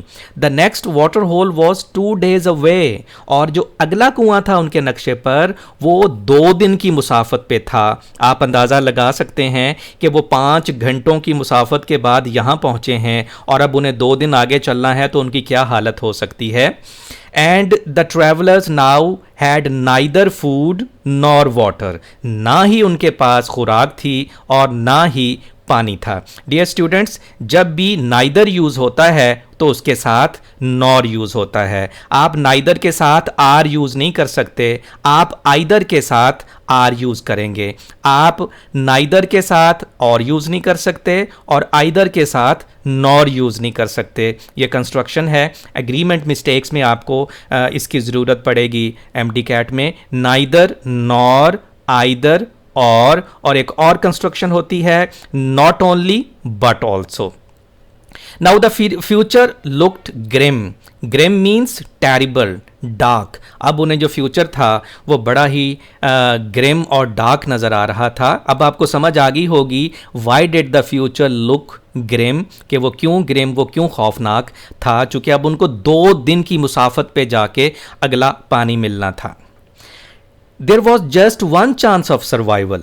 उनके बाकी बचने का, जिंदा बचने का सिर्फ एक मौका था। One of the 6 camels could be killed, कि उनमें से एक ऊंट को मार दिया जाए, ज़िबा कर लिया जाए। The decision was made, Christopher being asked to pay his share of the cost, to which he willingly agreed. Christopher से कहा गया कि वो अपना हिस्सा दे, तो वो खुशी से वो राज़ी हो गया, होना था भी। अब उनके पास कोई जिंदा बचने का और कोई रास्ता था ही नहीं। Strangely enough, as soon as the camel was picked for the slaughter, it seem to know what was to happen. जैसे, ये बड़ी अजीब सी बात है कि जैसे ही उस ऊँट को पकड़ा गया कि उसे स्लॉटर किया जाए, उसे किल किया जाए, उसे ज़िबा किया जाए, इस तरह महसूस हुआ जैसे उसको पता चल गया है। And started screaming and started shouting at the top of its voice, और अपनी पूरी आवाज़ के साथ उसने चिल्लाना शुरू कर दिया। This is the answer of question number 2। Here in this part we'll discuss 2 questions. Number 1, what did they do after killing the animal? Number 2, how did Christopher and his companions drink the liquid from the stomach of the camel? ये बड़ा ही एक अजीब सा ही वाक़या होने वाला है। मुझे इतना अरसा हो गया पढ़ाते हुए, मैं जब भी इसको पढ़ाता हूँ तो यूँ ही लगता है शायद वॉमिटिंग ना हो जाए।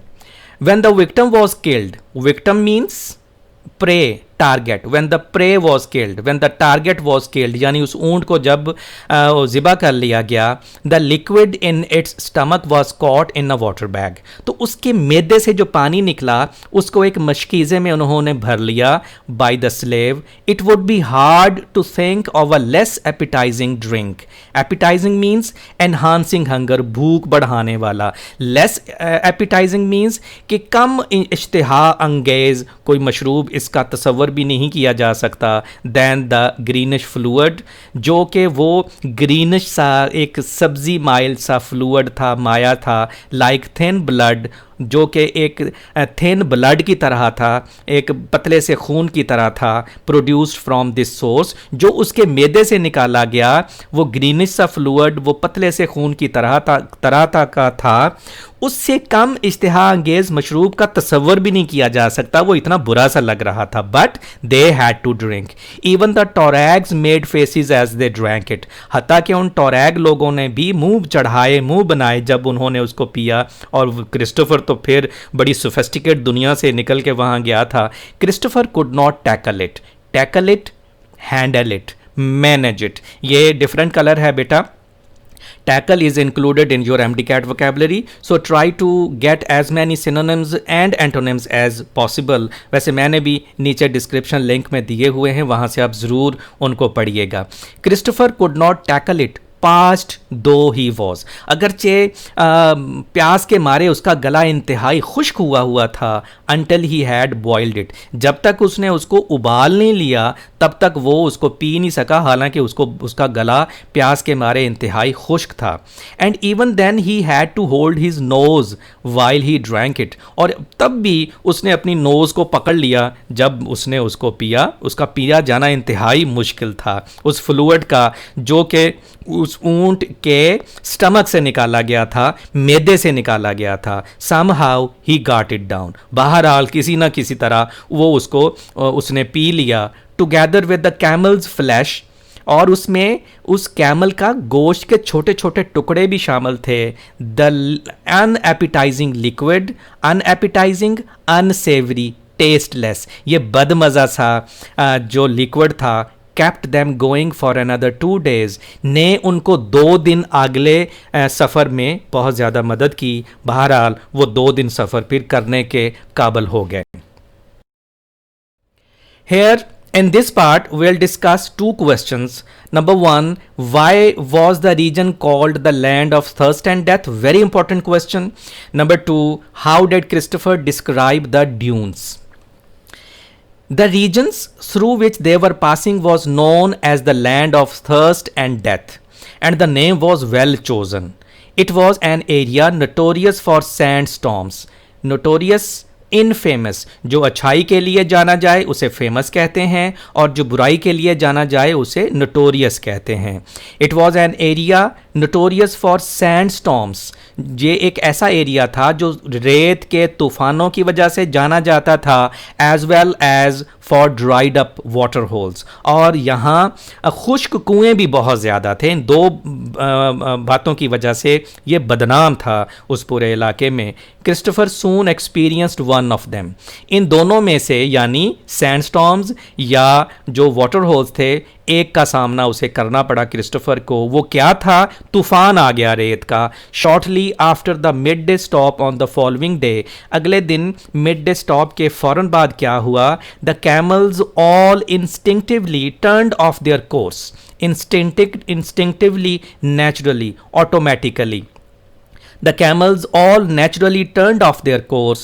The camels all automatically turned off their course to the right. वो अचानक खुद ब खुद ही वो दाएं जानब रास्ते पर वो मुड़ गए, making for the nearest depression in the waste of sand. उस रेत के वीराने में जो करीब तरीन एक घड़ा था उसकी जानब ऊँटों ने चलना शुरू कर दिया। The reason presently became clear to Christopher. Presently means soon, जल्द ही जो वजह थी वो क्रिस्टोफर के सामने आ गई।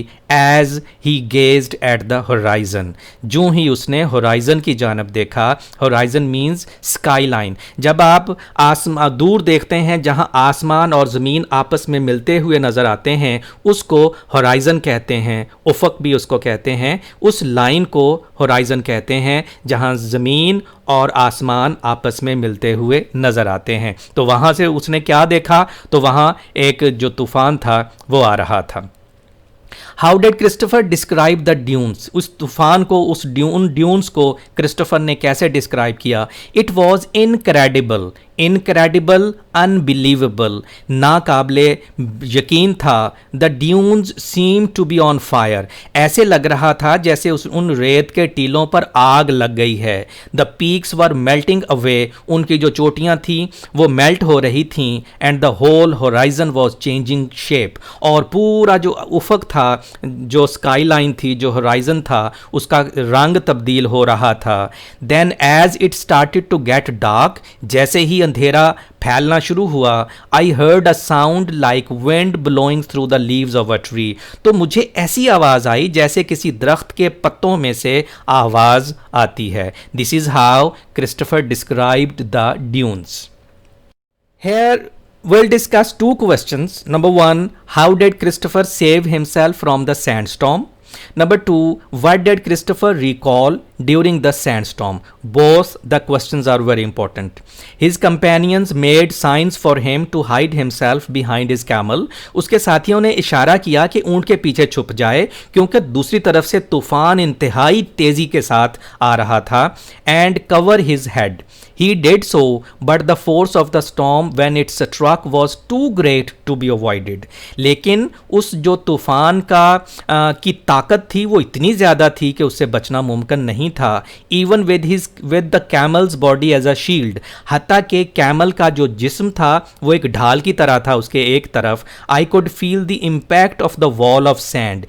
Impact, effect, असर। I could feel the effect of the wall of sand that came streaming along the earth. वो कह रहे हैं कि वो जो ज़मीन के साथ साथ रेत एक दीवार की शक्ल में आ रही थी, तूफ़ान इतना ज़्यादा था कि रेत की दीवार ही लग रहा था, तो वो उसके असर को महसूस कर सकता था। The wind found even the smallest opening in my clothes, वो जो तूफ़ान था वो उसके कपड़ों में जहाँ कोई छोटा सा भी सुराख होता वो उसमें से भी गुजर आता। And the sand felt like needles, और जो रेत के जर्रात थे, ग्रेन्स थे, वो सुइयों की तरह उसके जिस्म में चुभ रहे थे। There was nothing he could do but crouch down. What did Christopher recall during the sandstorm? Starts here. There was nothing he could do but crouch down. Crouch down means stooped, bend down. उसके अलावा इसके अलावा कोई रास्ता नहीं था कि वो झुक जाए पूरे तरीके से, waiting for the storm to finish, और उस तूफ़ान के रुकने का, उस तूफ़ान के थमने का इंतज़ार करे। While the sand steadily piled up on top of him. Steadily, gradually, slowly, Aahista Aahista, piled up on top of him, gathered on top of him, उसके ऊपर जो रेत थी वो जमा होना शुरू हो गई. ही found himself recalling a true story that just such a sandstorm many years earlier. तो उसे याद आया कि बहुत साल पहले कोई ऐसा ही तूफान आया होगा. Had completely buried a huge caravan of 1200 camels, कि उस तूफान ने 1200 ऊंटों पर मुश्तमल एक तूफान को यहाँ दफन कर दिया. Without leaving a trace of them. Trace means mark, sign, कि उनका कोई निशान भी बाकी नहीं बचा. और वो जो 1200 ऊंटों पर मुश्तमल कारवान था वो इसी तरह उसे ख्याल आया कि इसी तरह के तूफान में वो दफन हो गया होगा. Here we'll discuss 3 questions. Number 1, for how long did the storm last and affect them? कितनी देर जारी रहा और कितना असर किया. Number 2, what was the most arduous stage of the whole desert crossing? कि इस डेजर्ट क्रॉसिंग का सबसे ज़्यादा आर्डुअस, मुश्किल तरीन मरहला कौन सा था. Number 3, why did the camel fall and what was its result? Camel एक जगह गिर गया था तो उसका क्या फिर नतीजा हुआ. Question number 1 starts here. The present storm fortunately खुशकिस्मती से, लकीली, वॉज लेस ड्रेस्टिक, वो कम खौफनाक था, drastic horrible, and lasted only half an hour, और खुशकिस्मती से सिर्फ आधा घंटा जारी रहा और फिर वो थम गया. But they all had 75 millimetres of sand completely covering them, लेकिन वो तमाम 75 मिलीमीटर सैंड में वो मुकम्मल तौर पर कवर हो गए. And it did not need much imagination to understand how a party could easily be buried and suffocated. Suffocated means choked, stifled, कि किस तरह से उनका दम घुट गया होगा और वो किस तरह से वो 1200 ऊंटों पर मुश्तमल जो कारवान था वो किस तरह से फिर उधर दफन हो गया होगा. Kidal was the last town on his route before Timbuktu itself, but there were still over 450 kilometers of grim desert to be crossed. लेकिन अभी भी उन्हें 450 किलोमीटर जो ग्रिम डेजर्ट था, जो ये खौफनाक डेजर्ट था, उसका फासला अभी तय करना था. This proved to be the loneliest and the most arduous stage of the whole desert crossing. Arduous means difficult. जो सबसे ज़्यादा उसको खौफनाक लगा वो ये वाला सफ़र था जो अभी आगे आना है. The stress of desert travel had affected him physically. इस डेजर्ट के सफ़र का जो स्ट्रेस था, जो इसका तनाव था, उसको फिज़िकली, जिस्मानी तौर पर भी उसने उस पर असर किया. His hand had become so cracked, so fractured, so broken that he could hardly use his camera, कि उससे अपना कैमरा इस्तेमाल करना भी बड़ा मुश्किल हो रहा था. हाथ जो थे उसके फट गए थे बुरी तरीके से गर्मी की वजह से. To add to his troubles, he took his camel one day across a huge slab of rock on a slight incline. Incline means slope, ढलवान, a slight slope. तो एक दिन वो अपना ऊँट एक हल्की सी ढलवान के ऊपर से ले गया. Then he realized that it was covered with tiny stones. वहाँ जाके उसको एहसास हुआ कि वहाँ छोटे छोटे से पत्थर बहुत ज़्यादा पड़े हुए हैं. His camel fell heavily, knocking him off its back. तो उसका ऊँट वो स्लिप हो गया वहाँ से उन छोटे छोटे पत्थरों के ऊपर से और उसको बड़े बुरे तरीके से उसकी बैक से वो गिर गया. And though it was not really injured, अगरचे वो ऊँट ज़ख्मी तो नहीं हुआ, it was so shocked, वो इतना ज़्यादा डर गया, वो इतना ज़्यादा नर्वस और वरीड हो गया. And frightened that he could not ride it for some time, कि वो थोड़ी देर तक तो उस पर सवार ही नहीं हो सका. ऊँट बिदक गया, ऊँट डर गया, जिसकी वजह से उसने उसको सवार ही नहीं होने दिया. But had to follow it on foot, बल्कि उसके साथ साथ क्रिस्टोफर साहिब को पैदल चलना पड़ा. Here in this part we'll discuss 2 questions. Number 1, describe Christopher's encounter with the snake. Number 2, why was it not the end of his journey? Very important questions. Another little incident served as a reminder that the desert has many ways of destroying its victims. यहाँ एक और छोटा सा वाक़या पेश आया जो उसको याद दिलाएगा कि डेजर्ट के पास, सहरा के पास अपने विक्टम्स को, यहाँ विक्टम से मुराद क्रिस्टोफर और जो लोग वहाँ जाते हैं उनको तबाह करने के बहुत से तरीके होते हैं सहरा के पास। तो क्या वाक़या पेश आया? Christopher was helping to gather stones to place in the fire for the kettle or pan to stand on. वो छोटे छोटे पत्थर इकट्ठे कर रहा था ताकि वो उसका चूल्हा बना सके जिसके ऊपर कैटल या पैन को वो रख के तो उसके ऊपर कुछ पका सकें।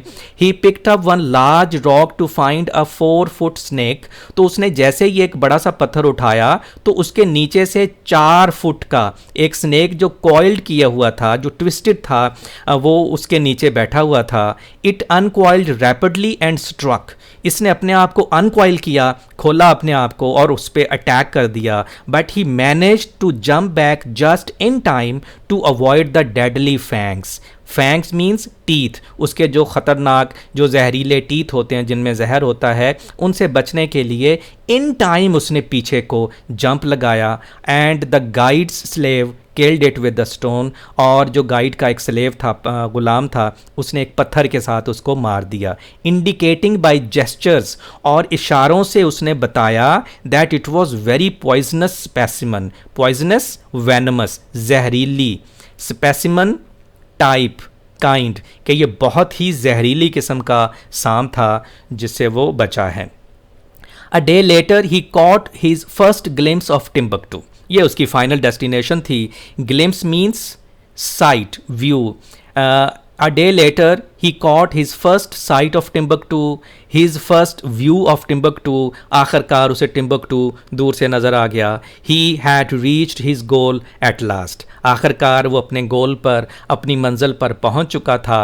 And his journey had taken him across 32 kilometers of the desert. और उसका ये जो सफ़र था जो बाउसाडा से शुरू हुआ था, you know that is called the port of the desert, the port of the Sahara। वहाँ से लेकर यहाँ टिम्बकटू पहुँचने तक उसको कितने किलोमीटर्स का फासला तय करना पड़ा? 32 kilometres of the 3200 kilometres of the desert. तो उसे 3200 किलोमीटर्स जो सफ़र था वो सहरा में करना पड़ा टिम्बकटू तक पहुंचने के लिए। But very important question starts here, why was it not the end of his journey? हालांकि वो घर से तो ये सोच के चला था कि वो टिम्बकटू जाएगा, तो लेकिन वो एंड क्यों नहीं हुआ? Very important question. This was the end of his main journey. वो 3200 किलोमीटर्स का सफ़र तय करने के बाद ये उसके मेन जर्नी का तो एंड हो गया, but it was by no means the end of his adventures. लेकिन उसके एडवेंचर्स का अभी एंड नहीं हुआ। क्यों? अभी पढ़ते हैं। ये बड़ा इंपॉर्टेंट क्वेश्चन है, इसलिए भी मैं थोड़ा रुक रुक के इसको पढ़ रहा हूँ। The stay in Timbuktu, Timbuktu में फिर वो काफ़ी दिन रहा, ये तो बड़ा अच्छा एक शहर है। The stay in Timbuktu had enabled him to recover some of the weight he had lost in the desert। Obviously desert में वो इतनी गर्मी, इतना बुरा हाल, उसका वेट यकीनन कम हुआ था। तो यहाँ रहने के बाद, यानी टिम्बकटू में रहने के बाद, उसने, उसकी सेहत बरकरार हुई, उसका वेट भी उसको मिल गया। And he was beginning to feel fit and well, और वो बड़ा अपने आप को तवाना और सेहतमंद महसूस करना शुरू हो गया। He experienced a curious longing.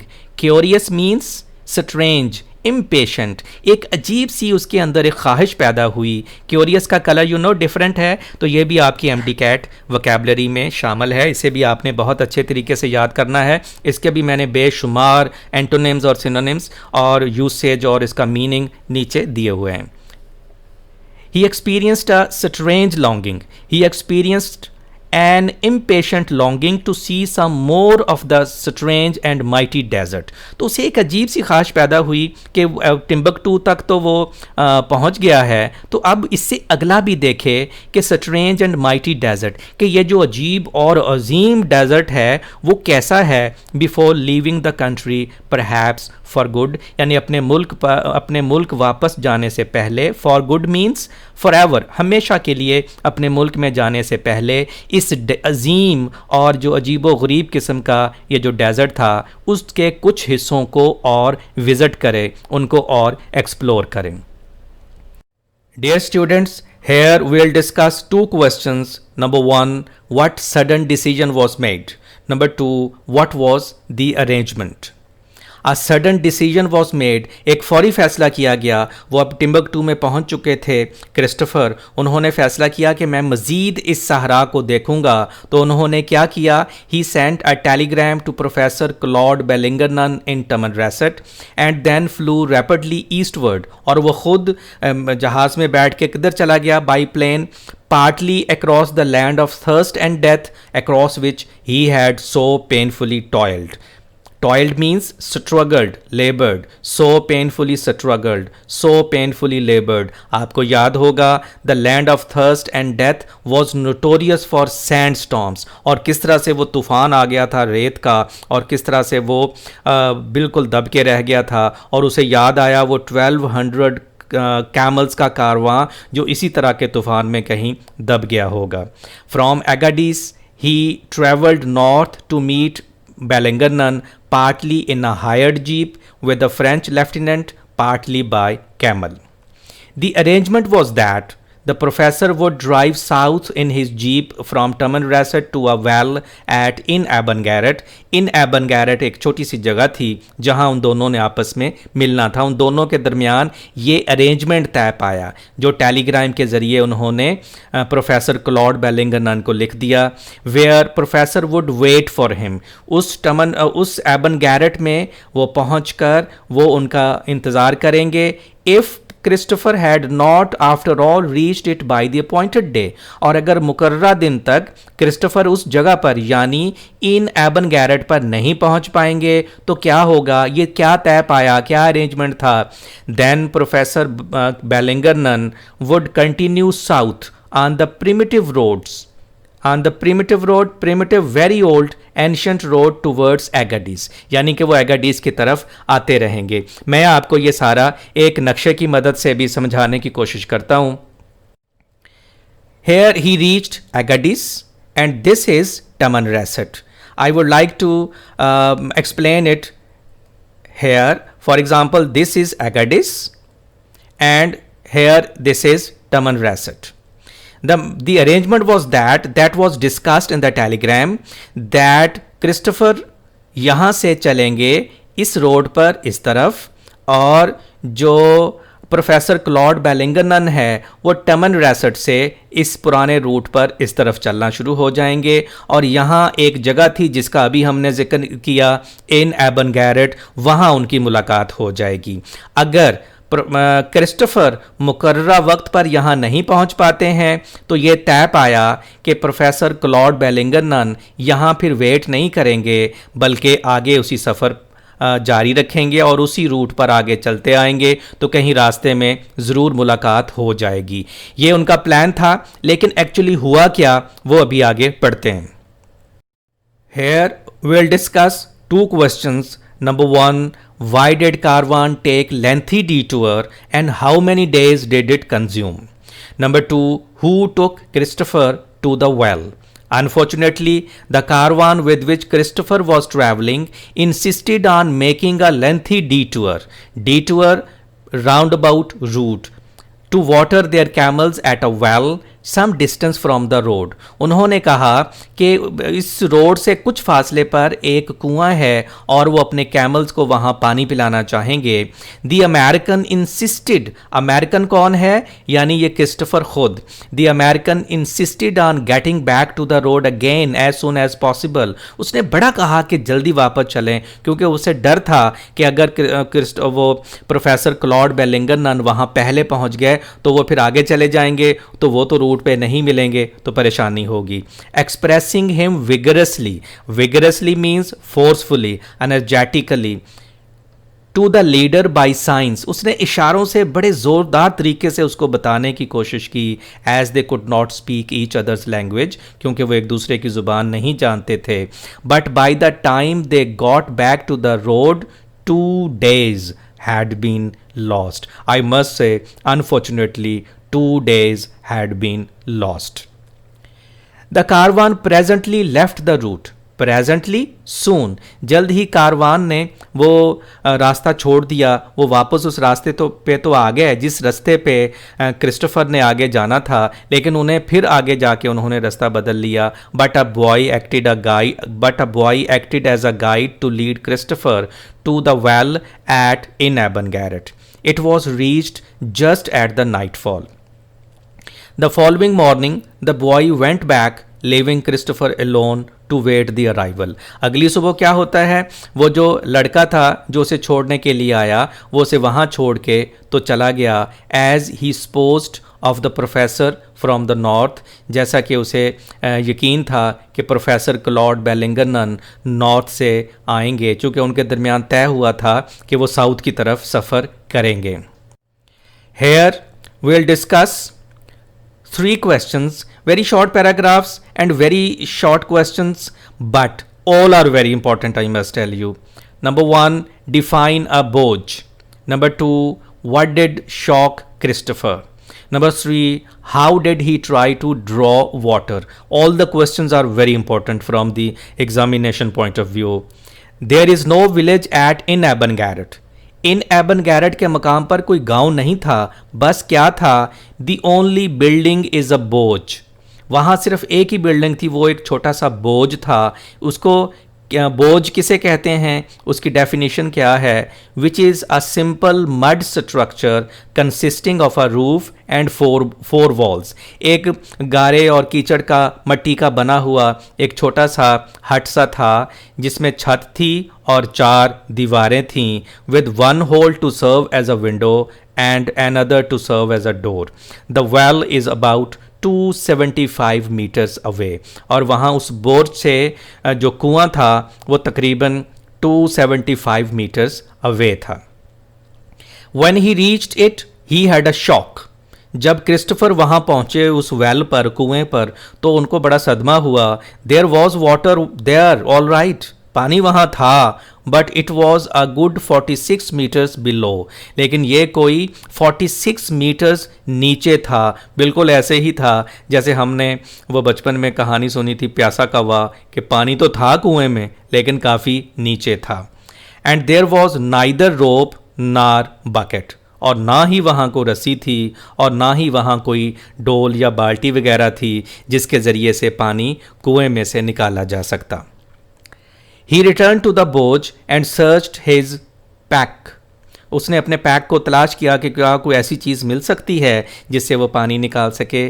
The only possible container to bring up the water was a small metal teapot. उसके पास एक छोटा सा टी पॉट था, चाय की केतली की तरह का छोटा सा, which would carry about half a cup full of liquid at a time, जो एक वक्त में आधा कप पानी का वहाँ से निकाल सकता था.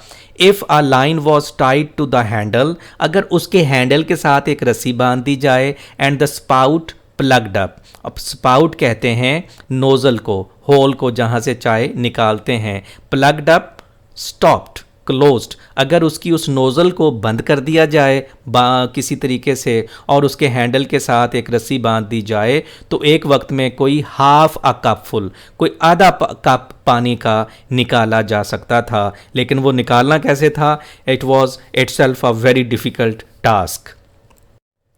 Hair we will discuss 2 questions. Number 1, why did Christopher tear his turban. उसने अपनी पगड़ी क्यों फाड़ी. Number 2, why did he not use his sleeping bag to increase the length of the rope. उसने अपना स्लीपिंग बैग क्यों नहीं फाड़ा, चूँकि वो 46 मीटर्स बिलो पानी था और उसके पास कोई रस्सी नहीं थी. A line tied to the handle, but where was the line. लेकिन वो रस्सी कहाँ थी. वो तो परेशान हो गया कि अब क्या किया जाए.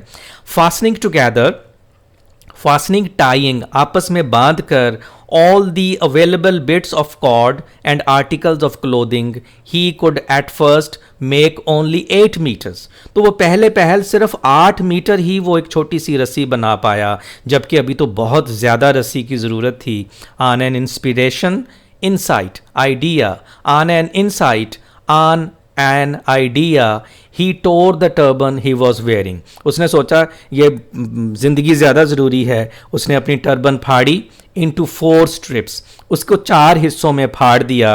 Still the teapot reached no more than halfway down the well. जबकि जो टी पॉट था वो आधे रास्ते से भी ज़्यादा ना पहुंच पाया. What else? अब परेशान हो गया, अब और क्या किया जाए. His sleeping bag, क्या उसका जो स्लीपिंग बैग है वो फाड़ दिया जाए. वो खुद से सोच रहा है. साथ ही ख्याल आया, no, for it was now the winter season, क्योंकि अब सर्दियों का मौसम था. Which meant that the nights were bitterly cold. Sahara में सर्दियाँ रात के वक्त जब हों तो बहुत सर्दी होती है और दिन के वक्त गर्मी होती है. Although the days by normal standards were still unbearably hot. जबकि आम म्यार के मुताबिक, नॉर्मल स्टैंडर्ड के मुताबिक दिन के वक्त अभी भी इंतहाई गर्मी थी. But nights were bitterly cold. Without a sleeping bag और blanket he would freeze to death. उसे अंदाज़ा था कि अगर उसने अपना स्लीपिंग बैग फाड़ लिया या ब्लैंकेट जो है उसको फाड़ दिया तो वो तो सर्दी की वजह से जम के ही मर जाएगा. That night he lay in his sleeping bag picturing himself dying of thirst and hunger. अब उसे ये डर था कि वो थर्स्ट और हंगर, प्यास और भूख के मारे वो मर जाएगा. तो खुद से सोच रहा है कि उसकी क्या हालत होगी, वो तो बस मरने के करीब है. If the professor did not arrive in the next day or two, कि अगर प्रोफेसर अगले 1 या 2 दिनों में वहाँ नहीं पहुँचते हैं, प्रोफेसर क्लॉड बेलिंगरनन, तो वो तो प्यास और भूख के मारे ही वहाँ मर जाएगा. और तसव्वुर में उस पिक्चर को देख रहा है, उस मंज़र को देख रहा है, अपने मरते हुए मंज़र को. Here, dear students, we'll discuss 2 questions. Number 1, how finally did the idea of a rope occur to his mind? आखिर किस तरह से उसके दिल में, उसके जहन में ये ख्याल आया कि रस्सी कैसे हासिल की जा सकती है. Number 2, what did dawn on him and how did it work? आखिर उसके क्या ख्याल आया और उसने फिर क्या उसका ये हरबा जो था वो काम कर पाया. He had with him a small recording machine. उसके पास एक छोटी सी रिकॉर्डिंग मशीन थी जिसमें वो अपनी आवाज़ रिकॉर्ड कर सकते थे. The notion of death, notion means idea, the idea of death suggested to him that it might be a good idea to record his last thoughts, कि वो मरने से पहले अपने आखिरी ख्यालात को उसमें रिकॉर्ड कर दे. Why? For the benefit of those who found his body. उन लोगों को फ़ायदा पहुंचाएगा जिनको उनकी लाश मिली कि उसकी आखिरी वो बातें क्या थीं. The set was battery operated with thin wire as the recording medium. Wire, जैसे ही वायर का ख्याल आया तो उसे याद आ गया कि वायर से तो वो रस्सी भी बना सकता है. It dawned on him, dawned on him idiom है जिसका मतलब है came to mind, occurred to his mind, उसको ख्याल सूझा suddenly that here was the rope he needed to reach the water in the well, कि yes ये वो रस्सी है उसके पास जो उसको ज़रूरत है पानी निकालने के लिए उस वेल से. The wire was very thin, little thicker than a human hair. वो जो वायर थी बड़ी पतली सी थी, इंसानी बाल से थोड़ी ही वो थिक होगी, घनी होगी. But it was about 305 metres long, लेकिन ये 305 मीटर लंबी ज़रूर थी. By putting several strands together, strands means pieces of thread, उसके काफ़ी सारे टुकड़ों को आपस में जोड़कर it should be possible to make a line strong enough, कि इतनी मजबूत वो ज़रूर रस्सी बन जाएगी to bear the weight of a small teapot half full of water, कि वो टी पॉट जिसमें तकरीबन आधा कप पानी का हो उसका वज़न उठा सके. The scheme worked. 7 strands of wire, उसने उस रस्सी के 7 पीसीस को आपस में जोड़ा. लेबोरियसली ट्विस्टेड टुगेदर, लेबोरियसली स्ट्रेनुअसली, इंतहाई सख्त मेहनत के साथ उनको आपस में उसने जोड़ा. Just reached comfortably to water level in the well, जिसकी वजह से वो जो रस्सी थी और रस्सी की मदद से वो जो टी पॉट था वो बहुत ही कंफर्टेबली नीचे वाटर लेवल तक पहुंच गया. And this is how he was able to get water. Here, dear students, we will discuss 2 questions. Number 1, what type of liquid did Christopher get? Number 2, how was Christopher finally saved and who saved him? The liquid brought up in the teapot was not particularly inviting. Inviting tasteful, pleasant. Water was not particularly tasteful, not particularly pleasant. It was like a mixture of mud and sulfur. ये कीचड़ और sulphur गंध का जो होता है mixture सा लग रहा था, बट इट वॉज ड्रिंकेबल, लेकिन पीने के काबिल ज़रूर था. And it would save him from dying of thirst. उसने सोचा कम से कम ये उसे प्यास के मारे मरने से तो बचा लेगा ना. He spent the whole morning drawing up potful after potful. पूरी सुबह वो एक एक वो कप करके वहाँ से पानी का निकालता रहा. And was able to collect 523 litres to take back to the बोझ. और इस तरह से वो 5 लीटर पानी बोझ तक लाने में कामयाब हो गया. The following evening as he sat outside the बोझ. अगली शाम जब वो बोझ के बाहर बैठा था, steering only half consciously eight the horizon. और बेध्यानी से बेख्याली में वो उफक की जानब देख रहा था. Horizon sky line. Sky line में पहले भी वजाहत कर चुका हूँ, जहाँ ज़मीन और आसमान आपस में मिलते दिखाई देते हैं, उस लाइन को होराइजन कहते हैं, sky line. He noticed a small sandstorm. उसने हल्का सा एक ऐसे उसको महसूस हुआ जैसे रेत का तूफान छोटा सा उठा है. Blowing vaguely in his direction. Vaguely, unclearly, जो गैर मुबहम तरीके से ऐसे लग रहा था जैसे वो तूफान उसी की तरफ आ रहा है. Could it be the dust raised by a car. क्या ये डस्ट हो सकती है जो कार की वजह से पैदा हुई हो? No, there was too much of it for that. लेकिन नहीं, कार से कहीं ज़्यादा वो डस्ट लग रही थी. There was indeed too much dust to be raised by a small jeep. काफ़ी ज़्यादा डस्ट उठ रही थी, but it was a rescue party. Actually it was a rescue party जो उसी को बचाने के लिए आई थी. नॉनदलेस, ताहम उसी को बचाने के लिए आई थी. 2 big desert patrol cars came roaring up to the बोझ. दौड़ते हुए वो बोझ के सामने आके रुकी. And death reluctantly departed. और मौत हिचकिचाते हुए उसके पास से दूर चली गई. Reluctantly means unwillingly, hesitatingly. Reluctantly has different color. It means this word is also included in your MDCAT vocabulary, so try to learn it in a very good way. इसके जितने भी synonym हैं और antonyms हैं मैंने भी नीचे description link में दिए हुए हैं. Dear students, here we'll discuss 2 questions. Number 1, what was the mishap that caused them 2 days detour? वो क्या मिसहैप था, वो बदकिस्मती थी जिसकी वजह से उन्हें 2 दिन का डिटूर करना पड़ा. Number 2, how did Bellingernon's foresight saved Christopher.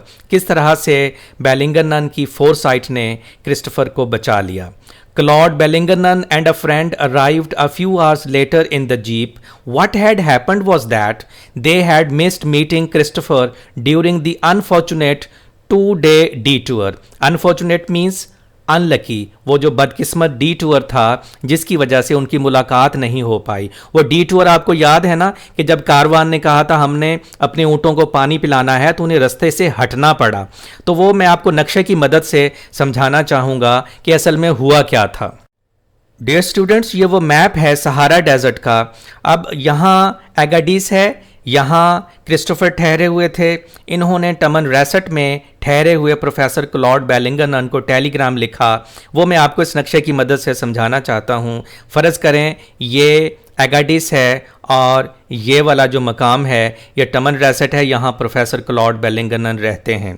उनके दरमियान तय पाया कि क्रिस्टोफर यहाँ से इस रास्ते पर चलेंगे और उधर से टमनरेसेट से प्रोफेसर क्लॉड बेलिंगरनन इस रूट पे इस तरफ आएंगे. और यहाँ एक मकाम था जिसके बारे में अभी हमने पढ़ा, इन एबन गैरेट. यहाँ इनकी मुलाकात हो जाएगी. अब हुआ क्या, वो जब क्रिस्टोफर अपने कारवान के साथ यहाँ से चले तो रास्ते में जो कारवान था उन्होंने कहा कि हमने अपने ऊँटों को पानी पिलाना है, जिसकी वजह से उन्हें मेन रास्ते से हटना पड़ा।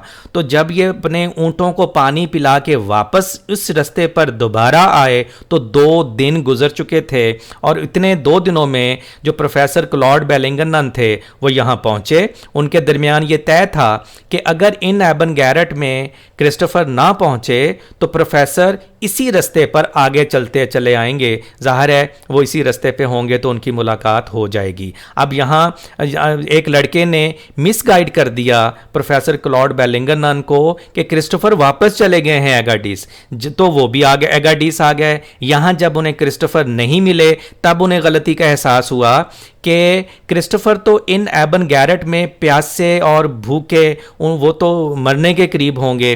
तो वो फ़ौरन उन्होंने डेजर्ट पेट्रोलिंग पार्टी से रब्ता किया और 1-2 इधर भेज दी, 1-2 इधर भेज दी, और ख़ुद और एक इधर भी भेज दी इन एबन गैरेट में, और वो ख़ुद भी अपने एक दोस्त के साथ इन एबन गैरेट की तरफ चल पड़े। और जो क्रिस्टोफर थे वो वाकई इन एबन गैरेट थे। इस तरह से उनकी जान बचाई गई। अब दोबारा टेक्स्ट पढ़ते हैं कि टेक्स्ट में कैसे लिखा है। डियर स्टूडेंट्स, ये वही है जो डेजर्ट के मैप से पहले हम पढ़ रहे थे। They had later been misdirected by a native. Misdirected, misguided, उन्हें गलत गाइड कर दिया गया by a native. Native means local, different colour. You know this word native is also included in your MD-CAT vocabulary. They had later been misdirected by a native who thought Christopher had return to Agadez, जिसका ख्याल था कि शायद जो Christopher है वो वापस एगाडिस चले गए हैं। When they means Professor Claude Bellington and his friend reached Agadis and discovered the natives' error. वहाँ जब वो पहुँच गए तो उस लोकल आदमी की गलती का एहसास हुआ। Bellington realized that Christopher must have missed them on the road. उन्हें एहसास हुआ कि शायद उस रोड पे वो कहीं एक दूसरे को वो उन्होंने खो दिया है। And that he was probably waiting at in Aban Garrett, और वो गालबन यानी क्रिस्टोफर तो इन एबन गैरेट में बैठे वेट कर रहे होंगे। शॉर्ट ऑफ फूड, उनके पास तो खाने को भी कुछ नहीं है, और ना को उनके पास गाड़ी थी, ना उनके पास कोई ऊँट था। वो तो वैसे ही बैठे होंगे, तो वो तो भूखे मर जाएंगे। He professor Claude Bellington very sensibly, बड़ी अक्लमंदी का मुजाहरा करते हुए, got in touch with the desert patrol, उसने डेजर्ट पेट्रोल से रब्ता किया। And they sent out 4 trucks to cover the desert north from Agadez, और उन्होंने एगाडिस से नॉर्थ की जानब पूरे डेजर्ट को कवर करने की कोशिश की कि एक इधर भेज दी, एक दूसरी तरफ भेज दी। From Agadez and in particular to visit in Aban Garrett, और एक गाड़ी को जो डेजर्ट पेट्रोल थी उसको इन एबन गैरेट ज़रूर भेजा कि आप वहाँ ज़रूर जाएं। His foresight, foresight means prudence, wisdom. His prudence, his wisdom saved Christopher's life. Whose wisdom, whose prudence, whose foresight? Professor Claude Bellington when he reached Agadis. His foresight saved Christopher's life and enabled the hitchhiking journey across the Sahara to end in a return to the Hoggar region instead of in a sandy grave in the heart of the desert. तो उनकी foresight ने ज़ाहिर है उनको बचाया, वरना उनकी कब्र उधर रेत में सहारा में कहीं बनी हुई होती। This is how the lesson comes to an end. I hope you might have enjoyed this lesson. If you have any problem, if you have any question, you may comment in the comment section below. I'll be there to answer your questions. Till some next lecture, take a very good care of yourself and your dear ones. Thank you very much.